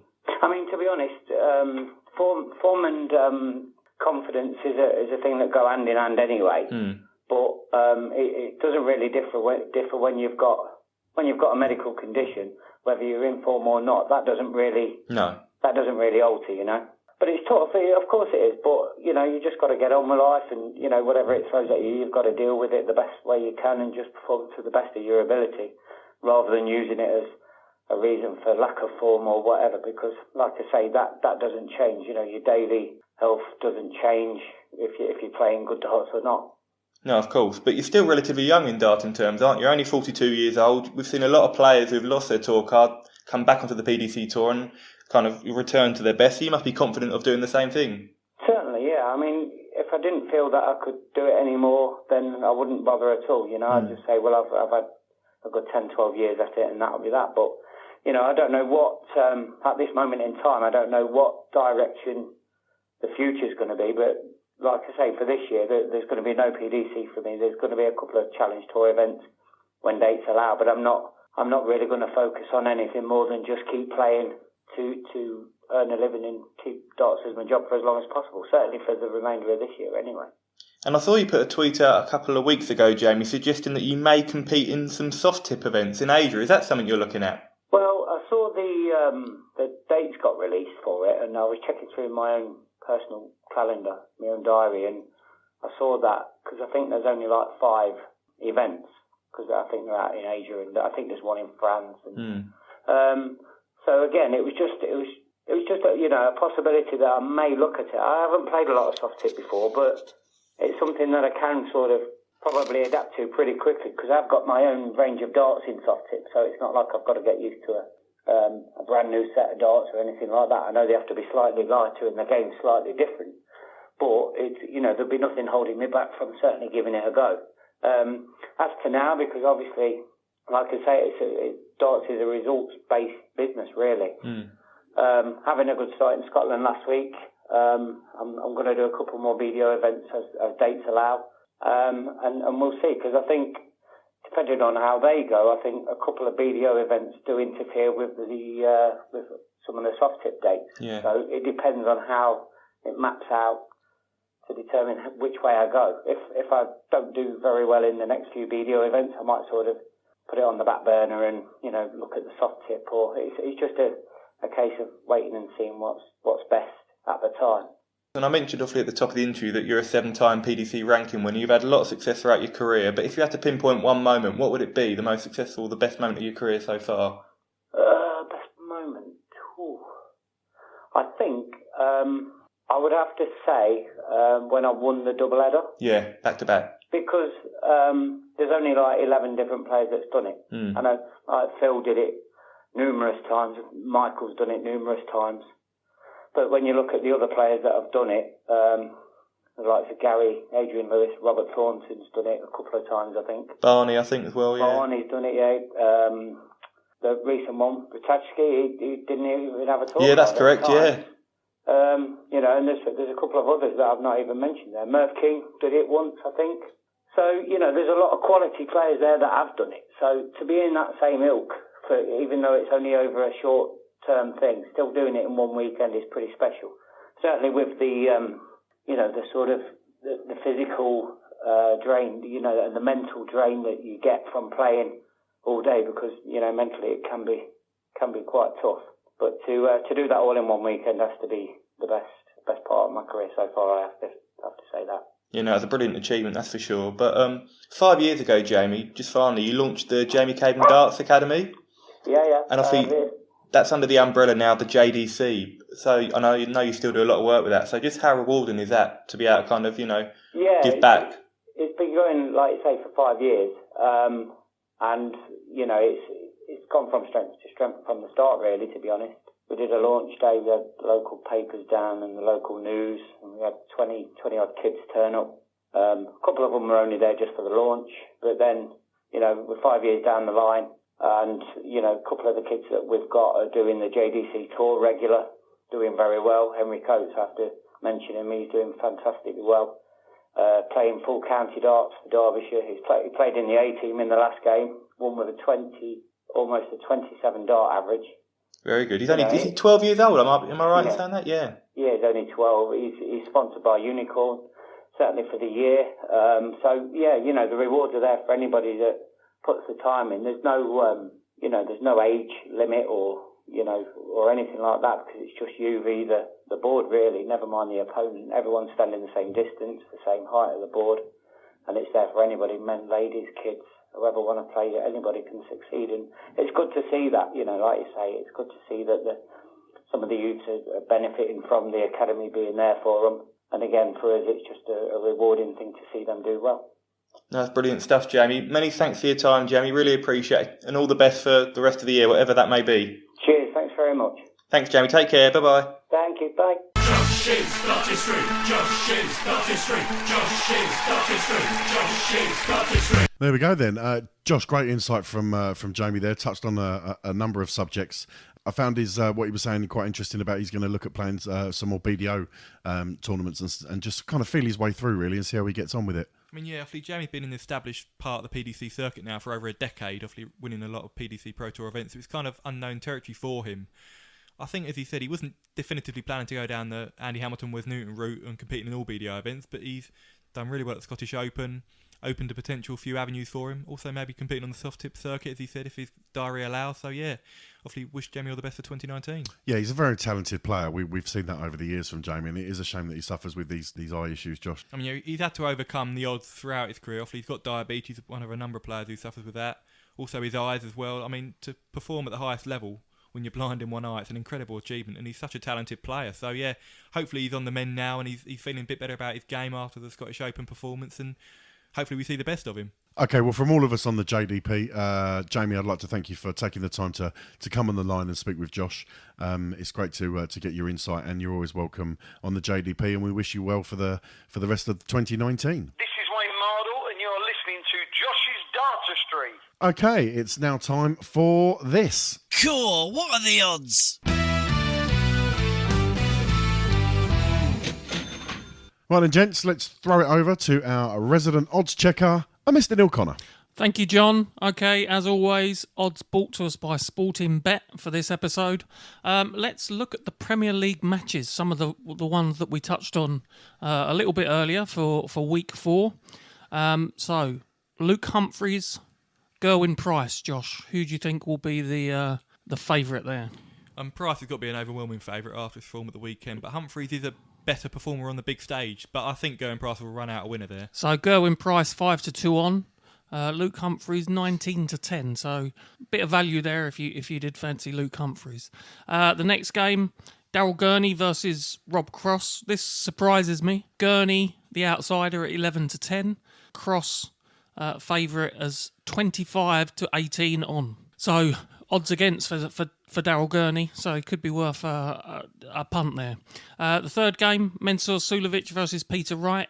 Not a lot in this one. Mensur 91-100, Wright 17-20. So the bookies finding that one a little bit hard to call. Have you got the odds on that being a draw with Wright's penchant for a draw this year? Yeah, it's 31-10. Okay, decent value for that. Yeah, I think it could be a shout. Yeah, well, over 2-1. So yeah. Neil, Michael van Gerwen versus James Wade. 3-1. Sorry, 3-1. Yeah. Michael van Gerwen, massive odds on 13-100, and James Wade 19-4. I'm having that. I'm having a bet on that this week. Decent value. 5-1 for the draw. That is my hot tip of the week. 5-1's good. Yeah, I quite fancy the 5-1 for the draw. And then the last game, Jordan's pick, Mr. Michael Smith, 3-10, overwhelming favourite against Raymond van Barneveld, 12-5. So he's the outsider with a draw at 15-4. I like the 15-4 on the draw. So there are some good value odds in there if you fancy a flutter. Then looking at the Premier League outright, so I don't think there's going to be any surprise for guessing who is the odds-on favourite. Mr. Michael van Gerwen. Yep, 5-2 on. Big odds on the rest. So next is Peter Wright at 8-1. Michael Smith 11-1, same as Rob Cross. Daryl Gurney 16-1. Gerwin Price and Mensur Suljovic 25-1. James Wade 33-1, and then the rank outsider Raymond van Barneveld. I like Price at 25. It's good value. Made a really good start. Good value. So which player to be bottom after week 9? Michael van Gerwen 500-1. Anyone back in that? So I think he's already got. I think if he lost all his 6 matches from now, I still think he wouldn't probably finish bottom. Yeah, I know. I think you're probably right. So the bookies are saying 4-1 Mensur Suljovic, 5-1 James Wade, and 3-2 for Barney. Last episode we talked about a 9-darter. Yeah, we've had obviously we just mentioned we've had a glut of 9-darters in the Players' Championship. 2 Premier League players achieving those in the Players' Championship. Van Gerwen obviously with 2, but guest competitor Chris Dobie also nailed one. So what odds have we got on the 9-darter, Neil? I think the odds have come down a bit, and I think they're running a little bit scared with all the good form on the Pro Tour. So it's 51-50, so just above even money. For a 9-darter. You would fancy one. We do one. We haven't seen one since 2017. I saw an interview with Van Gerwen over the weekend, and he said he thinks he's absolutely nailed on to get one at some stage during this Premier League campaign. You don't argue with Michael van Gerwen. No, you don't. You don't. So just above even money, double your dough if you fancy a 9-darter. Moving on, just to look forward to the UK Open in Minehead. Again, no surprise for guessing that Michael is the favourite, Michael van Gerwen, that is, at 5-4 on. There are odds listed for Gary Anderson, so it'll be interesting to see whether Gary is fit enough to. We're unsure at the moment to whether he will compete, but he's second favourite at 9-1. What's the deadline on him? On him letting us know whether he's going to? Well, I say letting us know, letting the authorities know that he's going to be competing or not. Well, luckily the tournament begins on Friday, so it has to be relatively soon. Yeah. But if he weren't to be, I think maybe someone from the Challenge Tour would obviously step up. I think probably by about Wednesday or so, really. But the draw, I think, will be made in the next few days, so probably by about Wednesday or so. I also note, Josh, that we still don't know whether Corey Cadby's going to be competing. I really don't think he will be, John. I mean, he's still having the visa issues. He hasn't competed in any of the 6 Players Championship events held this year, so I can't see him competing in Minehead. But obviously, they're the 2 finalists from last year, Anderson and Cadby, so we could see both of them missing out. Okay, sorry, Neil, I've interrupted you there. No, it's okay. Just looking at Corey Cadby, there are odds quoted of 80-1. If you fancy him to go to the final and win it this year. As I say, Gary Anderson 9-1, second favourite. Michael Smith 10-1. Rob Cross 11-1. If you fancy a little bit more value, Chizzy has been playing reasonably well, 28-1. Daryl Gurney 33-1. That's tempting, as is Glenn Durant at 28-1. Very interesting. I do find it surprising that Ando's second favourite, considering he's coming off the back of an injury that's kept him out of the Premier League, Josh. Yeah, I mean, it's going to be difficult to envisage how he can play at his best, considering his issues. But Gary's one of the best players in the world. He won 3 majors last year, won this tournament last year. So if he is in better state, who'd back against him if he is fully fit? Jordan, for your money, Van Gerwen obviously clear favourite. Anyone you fancy to challenge him, though? I quite like Gurney at 33s. The way he's playing at the moment, that's a good bet, and you get some decent returns from that. Okay, so that's Jordan's pick. Neil, anything else for us? Well, just another one looking down the list, someone that's in good form, Ian White, 80-1. Listen, Ian is one of the best Pro Tour players in world darts. He topped the Players' Championship Order of Merit last year, and the UK Open, with it being a multi-board format, he might not play on the main stage until the quarterfinals. So he could go under the radar away from the big stage, and Ian's one of the best players in the world, so he's got a chance. Danny Noppert, maybe in good form. It could be a rank outsider, but he's got to 2 Players' Championship semi-finals in consecutive days. Ricky Evans, Nathan Aspinall's played really well, beat Van Gerwen 6-1 in the Pro Tour event the other weekend. So for Noppert, you're looking at 200-1. For Aspinall, 100-1. And the other one you mentioned was Ricky Evans. They'd be big underdogs, but they're all very capable players. 300-1 for Ricky Evans. Ooh. Got to the final today. Yep.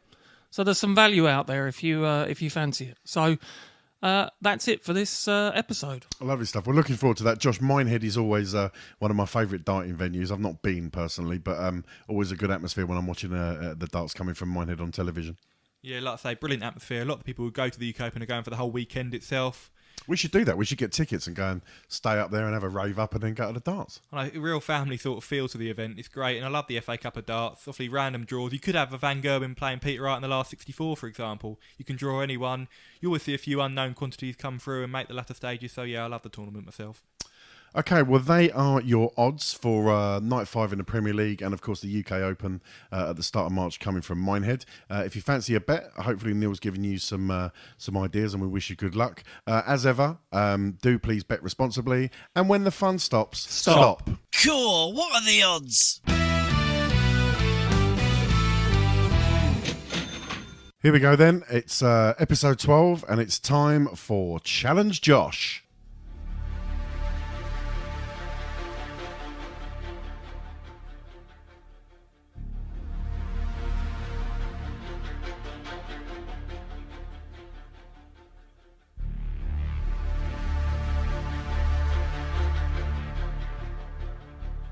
Challenge Josh.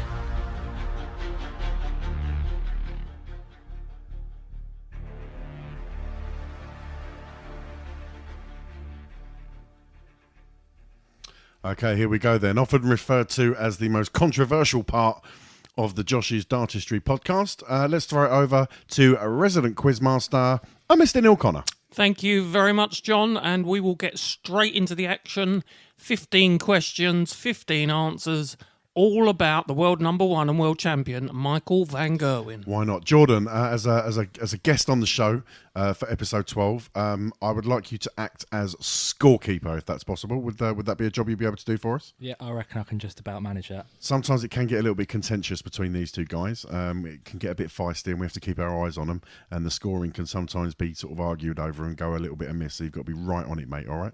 Okay, I'll do my best. So this will be very similar to the Raymond van Barneveld round that we had. Height, there shoe are size. some questions with some familiar themes that you may recognise. So, God, here we go. It's going to start around. Okay, here we go. Question number 1. Question 1. What is the nickname of Michael van Gerwen? Mighty Mike. Yeah, of course it is. 1 out of 1. Nice, easy start. Question 2. What is the walk-on music for Michael van Gerwen? Seven Nation Army. Oh, I thought you had him there. The eyebrows went up to the sky and he wasn't quite sure. Do you know who that is by? Yeah, let's have the artist as well. I'm not sure about that one. Can you sing it? I can, but I'm not going to. I know. Jordan, you're a music fan, Jordan. You must know the answer to that. No, I don't. Oh, my word. You do surprise Come on, John, tell us. White something? White Stripes? White Stripes. Well done. Yeah. White Stripes. Brother and sister combination. Jack and Meg White for the White Stripes. But that's correct, Josh. Well done. Jordan, what's the score? 2 out of 2.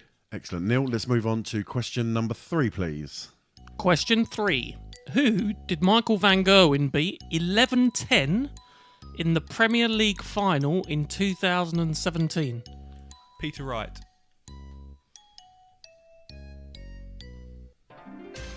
That is correct. No hesitation there, Josh. You felt pretty confident straight in there because we have had issues where you've jumped the gun a little bit, thrown an answer out, and ended up regretting it. But you didn't feel like you had to take your time there. No, I just remember that final because Wright missed about 6 darts to beat him. Yeah. All seem a bit easy, Josh.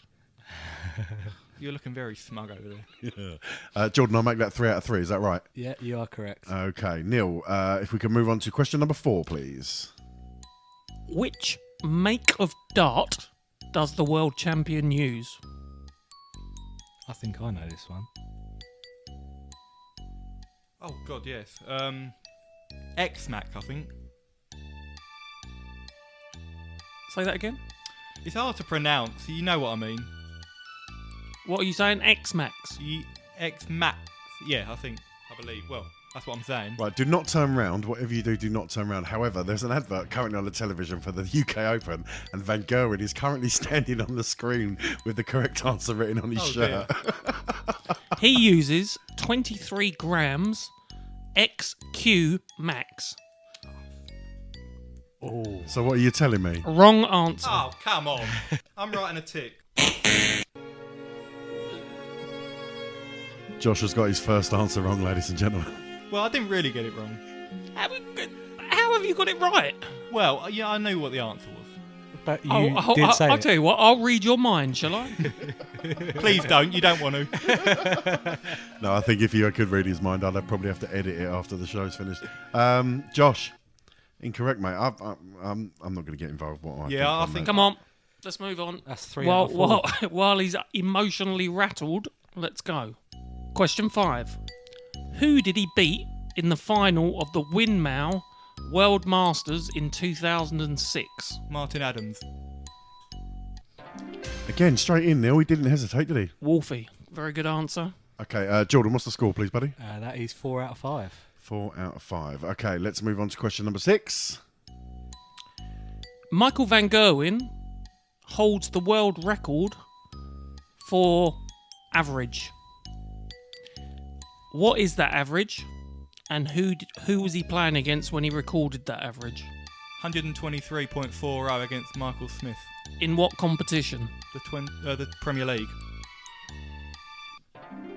Jordan, that's a pretty conclusive answer as you can get there. I think he's done well there. Yeah, he has. It was very arrogant. He was writing down a tick before he even finished talking. Can you just lean? Has he got a cross on the pad for the earlier one? He has. He has got a Good. cross on the pad. Begrudgingly. Okay. Okay. So we're 6 questions down, Jordan? Yeah, I'll make that 5 out of 6. Let's move on to question number 7. Which football club does MVG support? PSV. Eindhoven.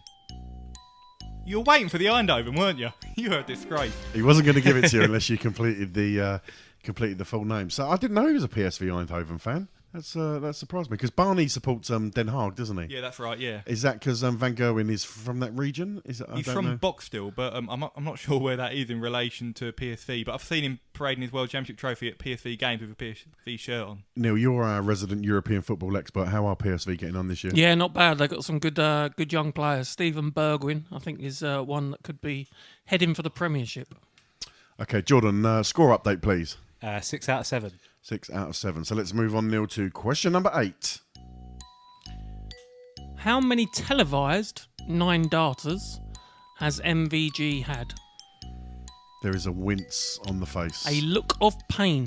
This might have got him. And these are, when I put these questions together, I think, he'll just breeze through certain things, and I get quite surprised that he doesn't. And then certain things I expect him to fail on, he doesn't, which is quite irritating. I know he's got 29 darters in his career. He hit the 20th the other weekend. Televised. Give me a minute.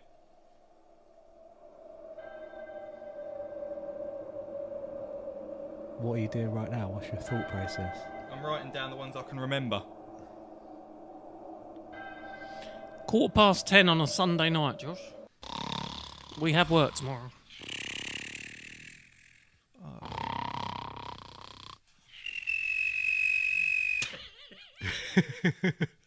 This makes for a terrible podcast. It is, yeah. I must apologise for my delay. It's a tough one. I don't know the answer. I'm going to have to push you. It's going to have to be a guess. Neil, are you looking for spot on or are you looking for Yeah, inside? I'm looking for spot on because I think this is quite common knowledge. Okay, fair enough. Well, not very common knowledge, but... Well, at least one person around this table knows the answer. Yeah, because he's looked it up. I knew it anyway. Jordan, have a stab. Throw a number out. What do you think? 7. I'm going to go 9. See, I was thinking it's less than that. Televised 9 darters. Are you counting the streams? Televised. Yeah, that's not streaming. So that's a television. Yeah, you know what he's like. That's a television over there. I would expect to see it on something like that. This is what I'm talking about, Jordan. It starts to get a little bit antsy, as you can tell. No, he's just delaying because he doesn't know the answer. Josh is delaying. That's your final answer. Yeah. There has been a fist pump in the air, and Neil, he's done well there to pull that out of the bag. Good guess. Yes. Yeah, good guess. Jordan, you and I disgraced ourselves there. We were far too optimistic. Okay, let's move on to question number 9. Michael van Gerwen has competed in the BDO World Championship. What was his best performance, and in which year? Tough one, that. He joined the PDC the same year as Klassen and Van der Voort, which I believe was 2007.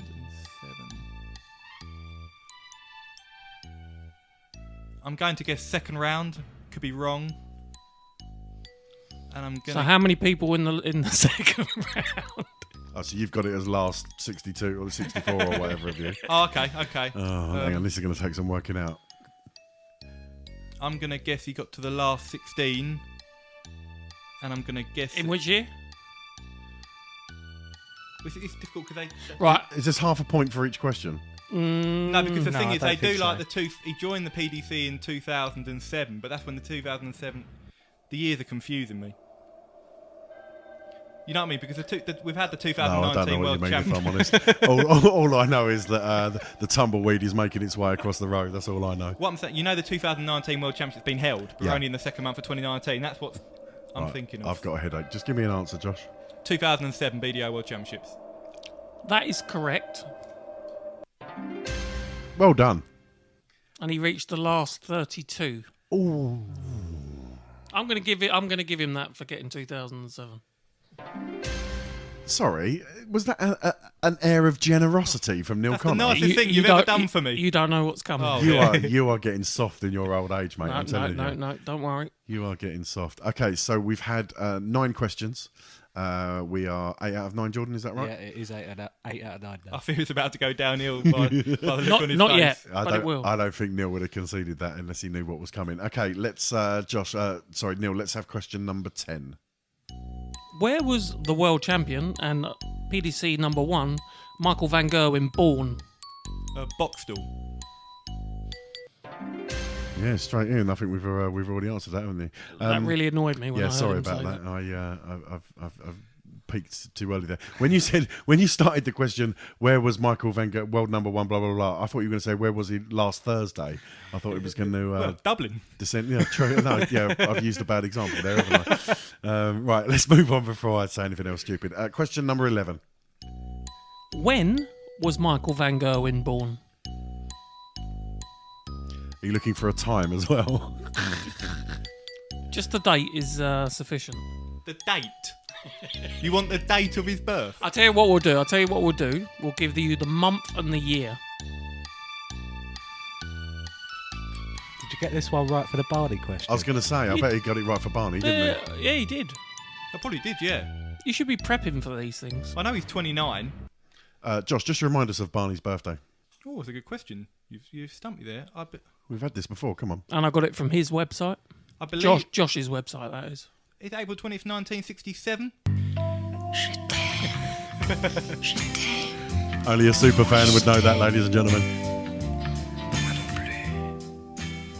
Okay, let's get back to the task in hand. We are looking for Michael van Gerwen's date of birth, his month and his year. Again, Neil, you've been quite generous there. I thought you would have wanted it spot on, but we're looking for a month and a year. I can tell you it was the 25th of this month in this year. Ooh.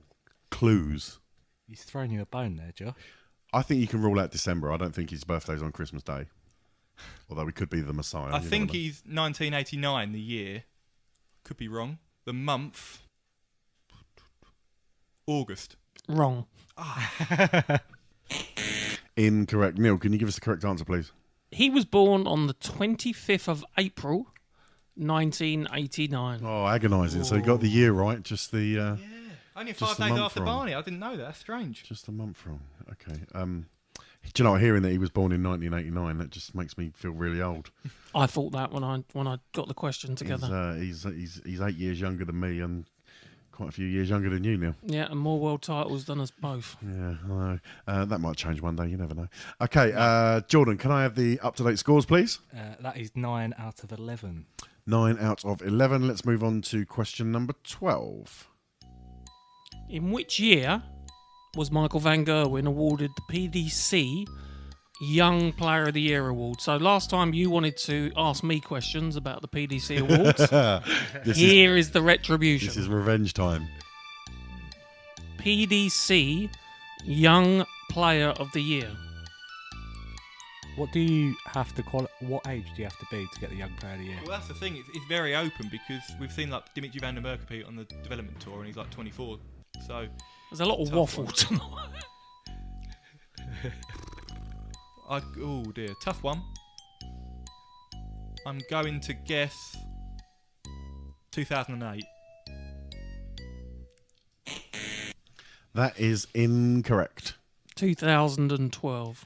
2012, blimey. That came into my head because he won his first major. I'm not even sure were the awards there in 2008. Maybe not, to be fair. I don't know, but 2012, it'd have been, what, 23? 27 years ago. That's not really young. Well, I suppose it is young, but Young Player of the Year? Just goes to show, how long he's been on the circuit. And... I've got a feeling Google's going to take a hit after the... I'm going to turn the Wi-Fi off. Jordan, score update, please. That is 9 out of 12. 9 out of 12. So, Neil, we've got 3 questions left to go, yeah? Correct. Okay, here we go. Unlucky for some, and hopefully for Josh. Question number 13. In the 2019 final versus Michael Smith World Championship final, did Michael van Gerwen... this isn't the question. Did Michael van Gerwen average over 100? And that's not the question. That's not the question. He did, yes. Okay. So can you tell me how many consecutive averages over 100 he has had, the last one being in the final? In the World Championships. In the World Championships. So he has had X amount of consecutive 100 plus average games. Ooh, tough one. Okay, there's a lot of scribbling going on the pad. Josh is doing some working in his head. This was mentioned in commentary a lot during the World Championships. I think he's going to run out of fingers in a minute, Jordan. He's doing some arithmetic. Try and put him off. It's a solid method of counting. There's a surefire way of putting him off. Just put that in the background for him. I suspect that at least one of them was against Barney. Yeah, I believe you're right, Neil. Very assertive. It's almost aggressive, wasn't it? Are you okay, Josh? Do you need a hug? Struggling. Can we have an answer, please? I love this song. I'm stumped with this. This is a tough one. It's a good question. It's a good one, but it is a tough question. In fairness to Josh, it is a very tough question. I knew the answer because they spoke about it many, many times during this year's championships. Yeah, while you had your feet up listening to it, I was working on it. Hence, I didn't hear it. Would it appear in any of your articles on your website? Oh, he's not taking it off of your website, is he? Oh, he's taking it off of Josh's article on his website. You should know this, Josh. Oh, this is horrid. I feel like it's more than I think it is. Well, we don't know what you think it is. We've got no idea what 18. you're thinking. Is that your final answer? Yes. That is incorrect. Including the final, it was 19. Oh, he's so close.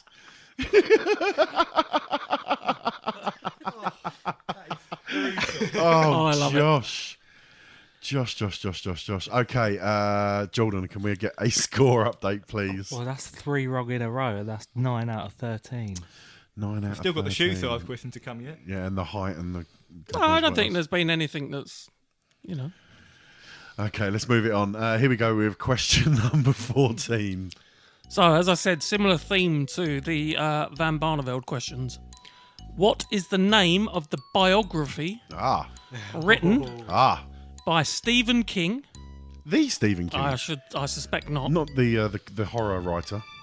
No. About the world number one.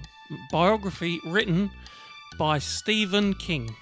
Now, I think, listen, that's a tough question, but just doing some logical out loud thinking, you could probably, if someone wrote a book about Van Gerwen, what would they call it? Let me just stop you there. First question is, do you own it? I don't know. You don't know? I don't own it, no. I don't know. Of course he doesn't. I don't know. I don't own it. It's not his favourite Dutch player, is it? It's not his favourite Dutch player. He owned the Barney one, he still didn't know. Barney's his favourite player. No, I don't own it, Neil. Although you say he didn't know the Barney one. Didn't it come out that there were 2 books and he got one of them right? Yeah, moving swiftly on, Josh. No, I don't know this at all. Obviously, he's nicknamed the Mighty Mike, Green Machine. It could be something along those lines. I think it won't be. Any thoughts, Jordan? I take it you don't know this. No, I have no idea. What, if you were writing a biography of Michael van Gerwen, what would you call it? My story so far. Yeah, I would call it the greatest darts player in the world. Josh, bit generic, I know, but I don't know the story of Mighty Mike. I don't know. The book written by Stephen King is Michael van Gerwen, The Darts Dutch Dynamo. That is incorrect. We've never got that in a million years. Incorrect. Another one wrong. That's 4 in a row wrong, isn't it, Jordan? Yeah, he's not doing very well here, and that's 9 out of 14. Very hard questions. Right. I think you'll get this one because we spoke about it in the news. Okay, you need to get into double figures. I probably won't. You need to get into double figures. You've only got 9 right so far. Maybe you can salvage it with question... I should have had 10, really, John. I'm not getting into it. Maybe you can salvage it with question 15. It could have been 8 if I wasn't that generous. Here we go.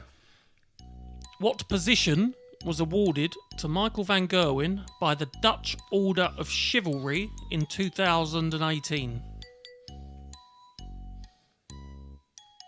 You know what I'm talking about. Was this when they used Rob Cross's image on Dutch TV Yes, in the background instead of Michael van Gerwen's? We did talk about this, didn't we? Yeah, we did. Can you repeat the question, It's Neil? the Dutch equivalent of the MBE. That was how you explained it at the time, but it's not the answer I'm looking for. What position was awarded to Michael van Gerwen by the Dutch Order of Chivalry in 2018?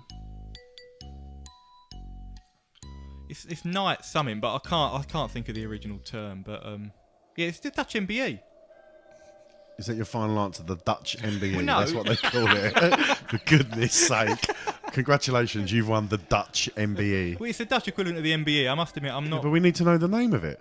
Well, do you know the name? That's irrelevant. It's not Challenge It's not John. Challenge John. It's I Challenge wish it Josh. was. Just for a show, please. Maybe next time. Oh, night. No, it's gone. I don't have a clue. Well, that means it's incorrect, Neil. It's the Knight of the Order of Orange Nassau. Oh, I got the night bit. Orange Nassau. Well, Jordan, can we get a final score, please? That is a single-figured 9 out of 15. It's Is been that a the while first since time? you've had single figure. Is that First the first time ever. My worst performance. Look at the body language. Yeah, the arms are folded. The head is shaking. He's not impressed. Very tough. So John asked me to do the questions on Michael van Gerwen.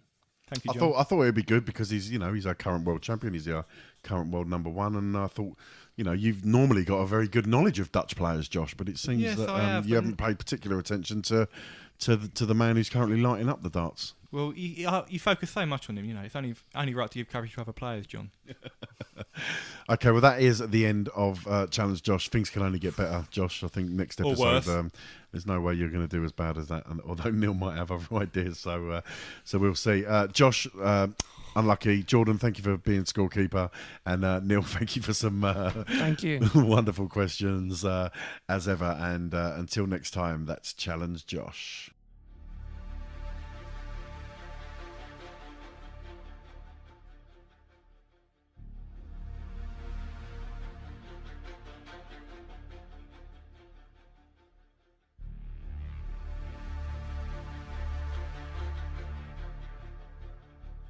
Challenge Josh.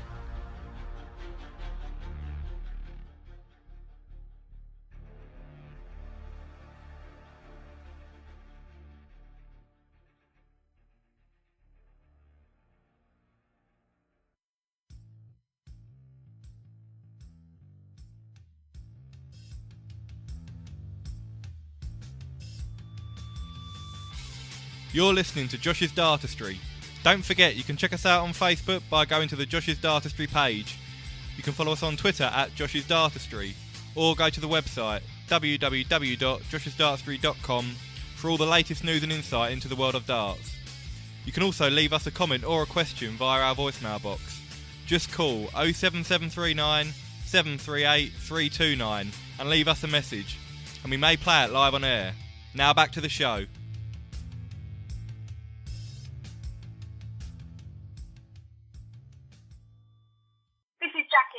And you're listening to the Josh's Dartistry podcast. Okay, then it's time to find out what's been going on in the news.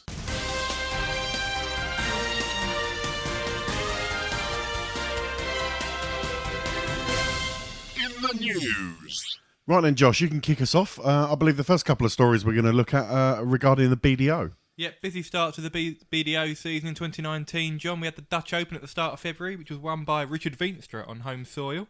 He beat Ryan Hogarth in the final. Mikuru Suzuki, who had a fabulous lakeside, won the Women's World Championship. She won both the ladies and pairs events, so fantastic from her. And in the men's pairs, we saw Barry Van Peer and Gino Voss win. And obviously we saw Barry Van Peer at the Grand Slam a few years ago with his dartitis issues. They resurfaced during parts of the Dutch Open, but he still bounced back superbly well. Really pleased for Barry to have won that. Then moving on to the Scottish Open, we saw Wesley Harms defeat Cody Harris to win the Scottish Open. Lisa Ashton bouncing back from her lakeside disappointment to beat Fallon Sherrock 5-2 in the ladies' event. Dieter Hedman and youngster Bo Greaves won the women's pairs. And the men's pairs was interesting, won by Cody Harris, who I just mentioned, and Diogo Portela, two players who played in the PDC World Championship earlier this year. Neil, Mikuru Suzuki following up her World Championship win with a couple of wins there, proving that she's really an emerging star in the ladies' BDO. Yeah, absolutely. I think it caught us all a little bit by surprise at the lakeside, and she's obviously there to stay and kick on and win more tournaments. So fair play. Did I see Maria O'Brien won yesterday? She won the Slovakia Open, so yeah. well done to her. Beat Lisa Ashton, I believe, in the final. Yeah. Good. So some good news coming out of the BDO there. Josh, Champions League.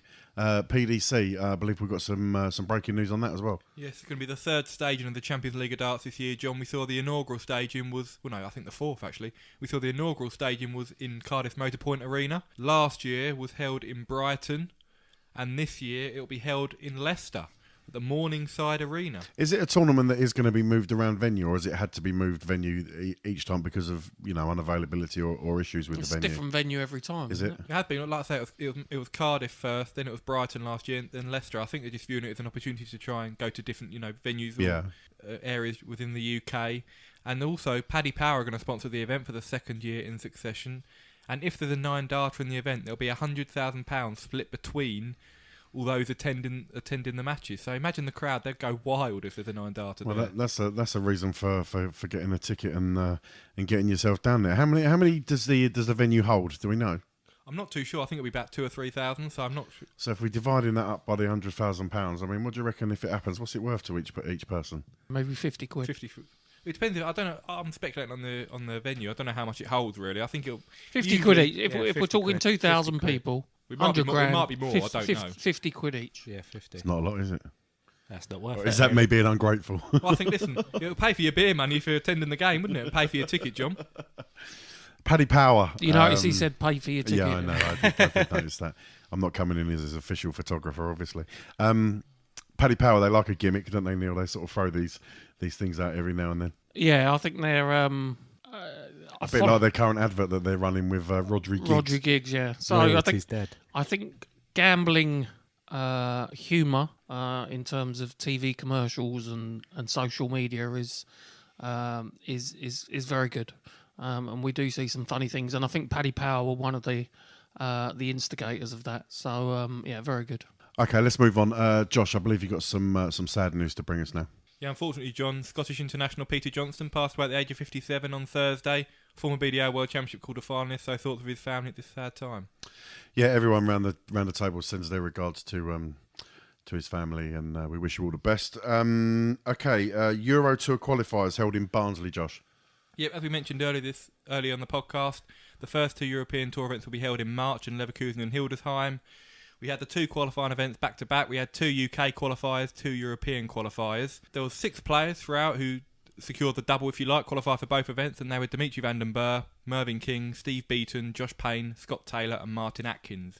Glenn Durrant and Barney were among the players to qualify for the first European Tour event. We also saw Ted Everts and Ricky Evans both land 9-dart finishes en route to qualifying. More 9-darters. Seems they're occurring all over the place at the moment, Josh. Yeah, it just reflects the incredible standing going on in the PDC at the moment. We also saw Richie Edhouse hit a 9-darter today in defeat to Danny Noppert, and he also went the route of not hitting a 180, 2 174s and a 153, I believe. So, showboting. They just keep on coming. So how many combinations of 9-dart finishes are there? Yeah, that'll be next episode, I'm sure. No, we've had it, haven't we? Have we? Yeah, we've had it, and you got it wrong. Yeah, we did have it. We had it a while ago. 2000 and something, I think. Yeah, it was Can quite we have a lot. a bit more precise, please? With the nearest 5? Right, let's move on. Josh, any more news stories for us? No, that's all for this episode, John. Excellent stuff. That is your news roundup.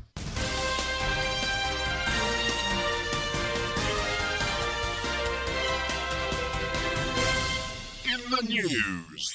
This is Dan Dawson, and you're listening to Josh's Dartistry. Okay, chaps, that almost concludes the show for episode 12. But as ever, before we go, it's time to just have a look at some of the questions that have been coming in via Twitter.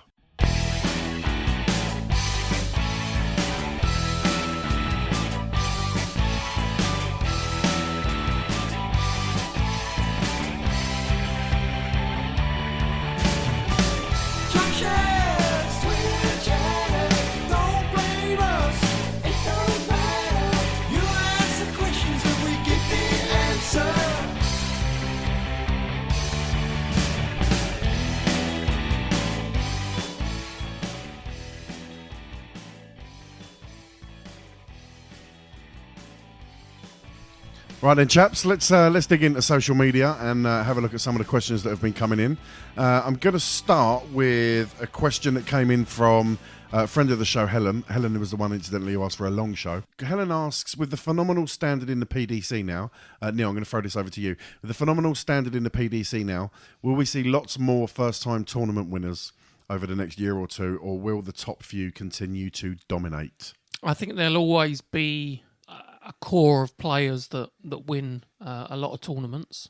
As Helen says, the standard is incredible at the moment.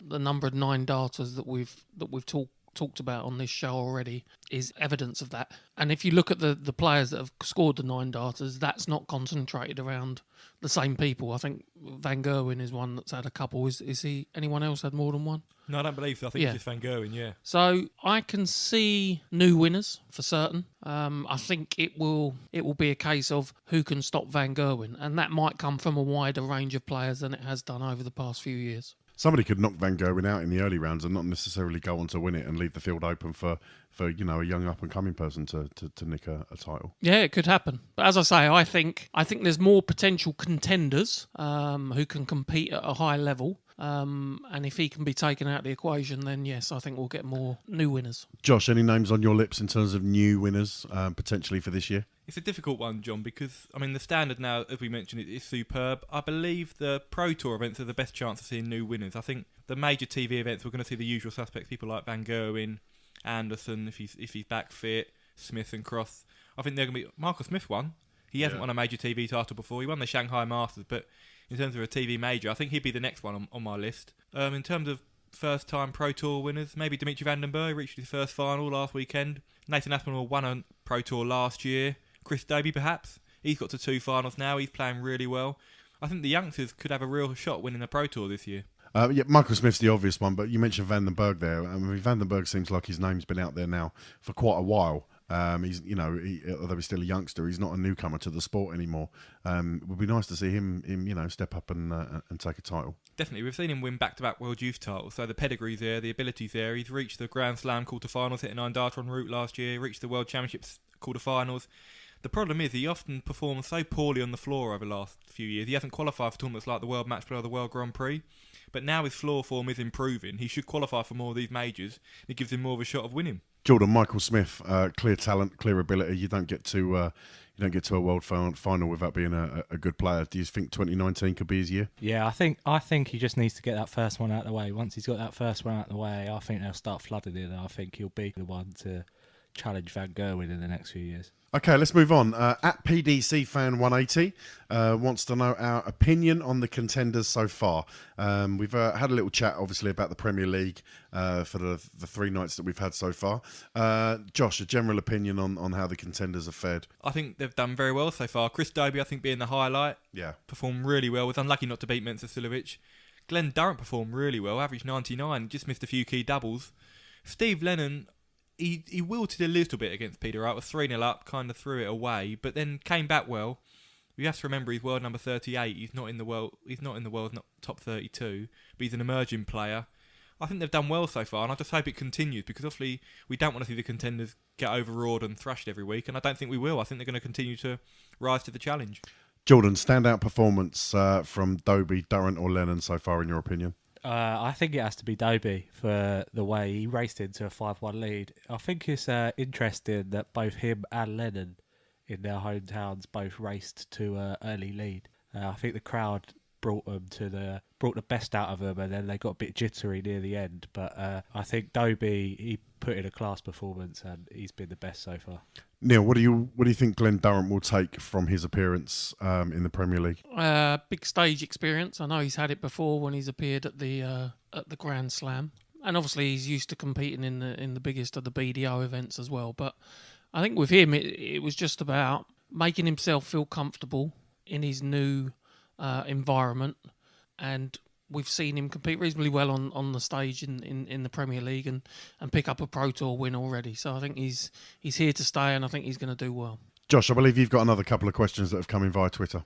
Yep, got another couple of questions from you Bears at Bear Not Pair 2 on Twitter. A couple of UK Open questions. Firstly, he asks, do you agree that the Riley's qualifiers should be restricted to players who have never previously held a tour card? I think it feels a little against the intended ethos to have players such as Wes Newton qualifying via this Riley's route. Josh, I think you're probably the most qualified to answer that question. What do you reckon? It's a tough one because I think the players are doing nothing wrong. We've seen the likes of Wes Newton, Kevin Painter compete in the Harlow qualifier yesterday. Harlow, very local to us. We should get up there one year and have a watch of that. Yeah, maybe even take part. No, not taking part. Watching, I agree. I mean, we've seen Wes Newton and Kevin Painter, both former Premier League players. Obviously, they've lost their tour cards. They're doing nothing wrong. They're well within their rights to enter, to try and get in the PDC major, because they're not going to have many other opportunities this year. But I can understand the point, because obviously the whole aspect of the UK Open is like the underdog element. Getting into the FA Cup darts is for the amateurs, for them to have an opportunity to qualify. And obviously, if you're coming up against a Wes Newton or a Kevin Painter, it's obviously a difficult task, and we saw Wes Newton qualify. But Newton and Painter haven't done anything wrong. You know, they want to try and get into a UK Open. But yeah, I think they could look at trying to restrict it to players who have maybe competed at Q School, shouldn't be permitted to enter. But it's a tough one. It's difficult. Didn't we talk about this in the last episode about restrictions being placed on players if they'd qualified for a tour card with one company? Was it PDC competing in the BDO or the other way around? Yeah, if you're a PDC tour card holder, you can't compete on the BDO circuit. But obviously, Kevin Painter and Wes Newton lost their tour cards. Newton a couple of years ago, Painter this year, and they failed to regain them at Q School, so they don't currently hold tour cards. So that's why they're entering the UK Open qualifiers. If they were tour card holders, they'd already Sure, been but they can compete in the BDO at the same time, yeah? Yes, they can, yeah. Okay, Josh, I believe Bears for Pairs, or Bears Not Pairs. Bear Not Pair 2. Bear Not Pair 2 has got another question for us. He also says, which players from lower down the rankings do you think are worth a punt at big prizes next weekend? Bearing in mind that the non-seeded draw inevitably gives a better chance than usual. Okay, well, Neil obviously threw out some odds for us earlier. Josh, any thoughts on that? I like Ian White, 80 to 1. Yeah. I think he's topped the Players' Championship Order of Merit last year. Good floor player. Danny Noppert's a good one. 2 semi-finals recently. He's in good form. Youngsters like Aspinall, Doby, Evans have got a chance. Maybe Ratajski. He performed well at the weekend, beat Rob Cross with a ton plus average. So all of those you get for between 100 and 300 to 1. So Ratajski is 150 to 1. I mean, like I say, it's such an open tournament. It's an open draw. You can face anyone. So it gives those lesser ranked players. It's not a ranked event where if you're number 32 in the world, you always have to draw Van Gerwen in the last 32. It opens it up. You can draw anyone. So upsets can happen. I think the youngsters one of those could emerge through and have a real good run. Jordan, do you see any of those mentioned youngsters by Josh there actually challenging for the title? I think it'd be a tough ask because there's a lot of good names in the mix. But Noppert's done well lately. I think he's got a good chance, and that's it. He'll have to go some to beat MVG, Neil. I will go for a 500 to 1 shot. Darius Labanauskas. How did he get on at the World Championships this year? He had a good victory in the first round. He's done okay, Darius. He beat Simon Whitlock in the Pro Tours earlier this year. Again, a good floor player. I wouldn't be having a bet on him, but you're within your right to do so, Neil. Mark McGeaney. Yeah, another good floor player from the BDO system. He's had a decent start to life in the PDC. 500s. Decent odds for that. Yeah, good value. Okay, well, there's some names for you that the panel might fancy to do some good business at the upcoming UK Open, so we'll see how that goes. Any more questions for us, Josh? Nope, that's all for this episode, John. Excellent. As always, thank you for sending in your questions. You can contact us at Josh's Dartistry on Twitter or via the Facebook page, or you can give our voicemail box a ring on 07739 738 329, and we may play it on the show.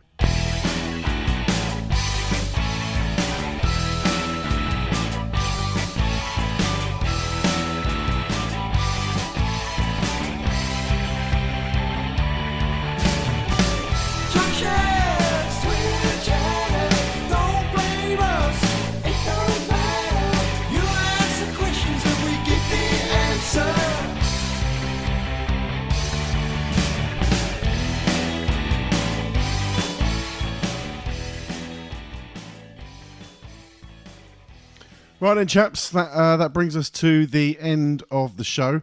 Just looking over to my left at my computer screen, we've definitely gone well over 2 hours on that show. You can blame Jordan for that. We've got 4 voices on the show rather than just the normal 3. So, Jordan, it's your fault we've overrun a little bit, but hopefully there's plenty of content there for you, the JDP listener, to enjoy. Thanks, gents. It's been a really good show. I've enjoyed that. Lots to discuss. So much has gone down recently. Thanks, of course, to Jamie Caven for coming onto the show and talking to Josh. We really appreciate that. Jordan, thanks for coming on the show. Thank you. Enjoyed your company. Good luck for this coming Thursday for your last man standing choice. Do you fancy him to go through? I hope so, but I think the other guy is going to pick the same person as me. So. Oh, hello. Tactical. Okay, well, good luck with that, and we'll see what happens next week. Keep your eyes on social media for an announcement, and then we'll let you know what's happening with the Last Man Standing competition. Neil, thank you for your time. Thank you very much, John. And Josh, you got a busy week ahead? Yeah, Offaly Premier League in Exeter. I'll be blogging the action for Sky Sports Dart, so go and check that out, and looking forward to the action. Nice one. Well, that's episode 12 in the bag. Thank you very much, and we'll see you next time.